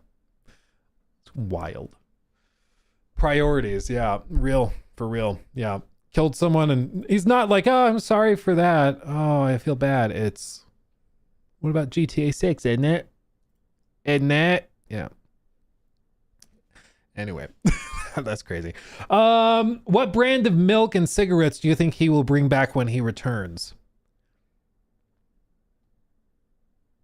There's a joke there. I'm trying to find it.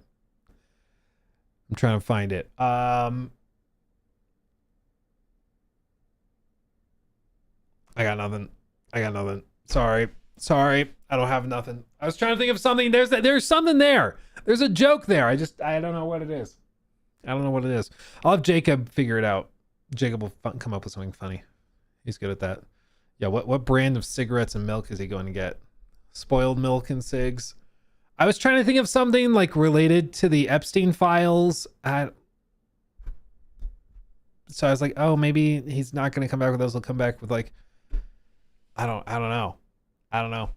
Average GTA fan. Jesus. Let's see. Okay, read that one. Let's see. Thank you, Amir, for the 5. Elder Scrolls would work if it was about Tiber Septim, for an example, or something that already happened, or something similar. It could. I think it would just take a lot of reworking, and they'd have to really have some phenomenal writers on it, because I don't think it gets as much of a default viewership boost as Fallout did. Because I agree that Fallout just kind of works better in that format. How can Todd be an ogre? It seemed like a gnome. Oh, I see what you mean. Yeah. Because I stumbled on my way. I'm tracking. Yeah, child support in GTA 6. Someone is going to die. It's one of those systems where it's so clear they're just making it up. But dude, for real, they just make it up. Make it up.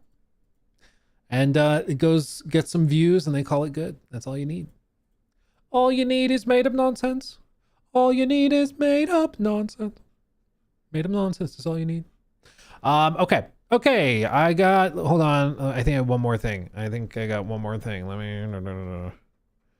scrolling. Oh, that was weird. The mic like glitched a little bit. Oh yeah, let me show you this. This is cool. Have you ever wondered how like the real use for AI? I found a good use for AI officially. I know, shocking, but AI is being used for something that's actually really practical. How to make robots fall in a way that's kind of cute and funny.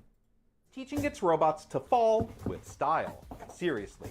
After all, falling is one of the biggest challenges of bringing free roaming animatronics like the BDX droids and Olaf to the parks. These robots are trained to navigate the real world using AI simulations, but the real world is unpredictable. Falls can and will happen, and one bad fall could lead to expensive damage and extensive downtime. But Disney Research has a really clever solution to this. They use the same reinforcement learning technique they use to teach the robots to walk to also teach them how to fall, both softly and in a stylized way. Look at the difference between regular falling and stylized falling. It both prevents damage and adds personality. Imagineers can create specific end poses that make the robot fall in honestly hilarious ways, like it's saying, yeah, I meant to do that. They can even train the robots to protect specific body parts like its battery pack, so fragile and expensive equipment avoids getting damaged. Look at this. This robot has quick enough reactions that it even saves a backwards fall from damaging the battery on its back.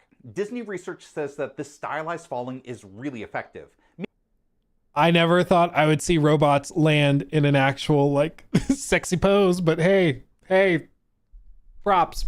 Like this is what AI, like machine learning tool sets and neural nets and stuff, this is where they're really practically used. I think the problem for a lot of the modern stuff is that they're built around just slop, and it's not going well, not going well.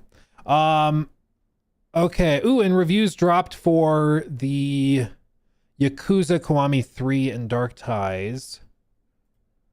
Woof. Sega delivers a disappointing remake built on disdain, not reverence, looking to fix a game that wasn't broken. Woof!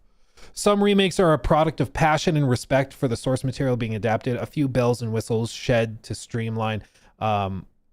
But the heart of the original experience is maintained in a genuine, adoring attempt to revitalize and rebirth. Others are Yakuza and Kiwami 3, Ryu whose studio demonstrates little but condescension for Yakuza 3, the game it purports to be remaking. That's not great.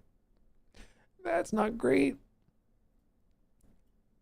Kamasatsu's face and voice completely lack the innocence that defined Rikiya as a kind delinquent out of his depth. Conversely, Kagawa fails to bring the same degree of unhinged predictability and discomfort present in Takahashi's performance. Rikiya and Hamazaki now come off as Yakuza cliches rather than the distinct characters they once were. Was Yong in this one? Or was he just in the, I think he was just in the, previous one. Bro, that's rough. Two unsatisfying combat styles that succeed in making fights entirely thoughtless. New scenes, story changes, and recasts are either empty or outright worse. Side content is vapid, regurgitated, low effort, and has the gall to remove any of the original best alongside obliterating and pacing at times. Dark Ties is a minuscule and blatantly padded. At least Dragon Engine is forever pretty to look at. Woof. The broader review threads, there are some that genuinely liked it. So some of these thought it was actually pretty good. So there you go. DualShockers, GameSpot gave it a 6. Gamer Focus gave it 8.5. Gaming Bolt gave it an 8 out of 10. So it seems like some people are conflicted on it. IGN gave it a 7. Classic. So it's a widespread. Interesting. No, you're allowed to like it or not like it. You're allowed to like bad games or games that most people dislike. You're allowed to hate games that other people really like. Like, there's just people are just different. But it seems like you either really like it and you don't mind the changes, or you're like a purist and you really hate the changes. That seems to be where it's landing. It's not a lot of middle ground. Apparently there was a huge controversy regarding an actor for this game. Yeah, they recast somebody. There was one of the actors that they recast. I don't remember why they recast him. I think there were like allegations of misconduct or something. I don't know. Yeah.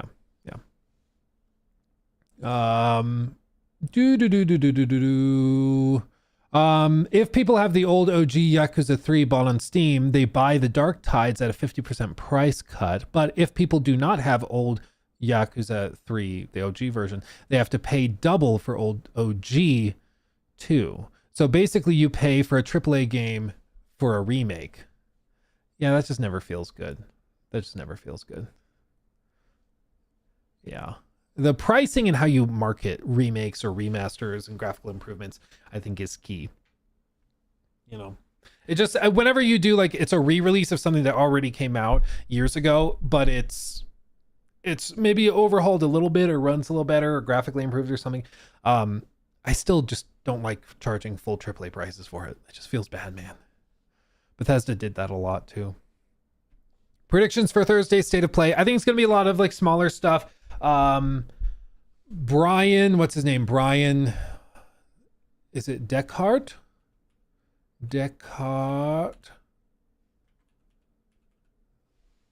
Am I following him? The actor from Detroit Become Human? You know what I'm talking about? What is the name of the actor from that?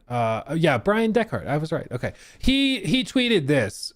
German clipped it, but he tweeted eyes. So some people saw this and were like, oh God, they're going to do something with that at the showcase. He's also probably just interested in the event. You're allowed to be interested in the event. It doesn't mean that he's going to reveal something, but maybe. I don't know. Realistically, I think that they probably will just like have Crimson Desert. They might have like maybe Judas, because I think they had a Judas trailer at one point like a year ago. So maybe they have Judas there. I think it's going to be a lot of third-party stuff. I don't personally expect them to have Wolverine. I think it's like Saros. They'll probably have a trailer for that. But I don't I would not expect anything insanely like surprising. I don't think that they're going to drop Knack 3. You know, I think it's going to be smaller stuff. I think Starfield almost certainly is there. I think Starfield is there launching in maybe April. That wouldn't surprise me. So I could see that. That's my expectation. I would not get my hopes up. I hope Blood of Dawnwalker. Maybe they might also wait till the summer showcases, like for Xbox or like Summer Games Fest. Not sure. Have I played the Pragmata demo? Yeah, I don't know how that turns into a full video game personally. Maybe it does and it's fantastic. I just, based on my experience with it, I'm like, I think after an hour, I'll be like, do something different.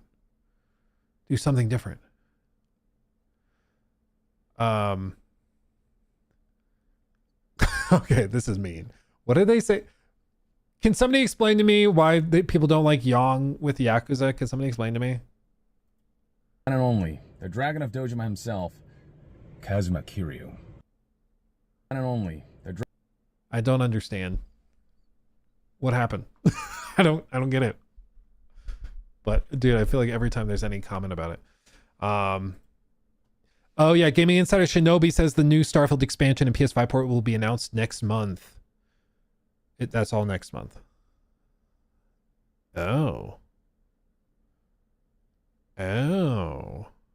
So if it's next month, does that mean it's revealed next month or coming next month? It won't be at the State of Play. Oh, so maybe Starfield has its own thing next month for release in April. Maybe that's it. Ooh, interesting. I have no idea. He's perfectly fine in Infinite Wealth. He used to voice Kiryu in Yakuza 8. They like the original voice actor more. I've heard a lot of people say that like you should just only play those games in like the Japanese dub. Which case I'm like, okay, well then why are we raging about the English dub, you know? I don't know. Yeah, I don't know. I don't get it. I guess I don't care about that enough. Oh well, oops. Okay. Corey's new game, I don't personally expect so, but never say never. I don't think Corey's new game will be there though. I think that'll be a much bigger moment when they choose to reveal that. It's possible we see the God of War spinoff that's been rumored for a while. It was actually expected possibly to come out late last year. That's like a 2.5D God of War spinoff game. I could very likely see that, but time will tell. Okay. I'm going to leave it there, my friends. We will be back on Wednesday, rocking and rolling. We should have some fun stuff to talk about Wednesday as well. Okay. And then Thursday is the State of Play. We'll be live reacting to that. It'll be awesome. Okay. Much love, everybody. Have a fantastic rest of your day. Until next time, my friends, much love. I'll see you in the next one. Hugs and kisses. Bye-bye.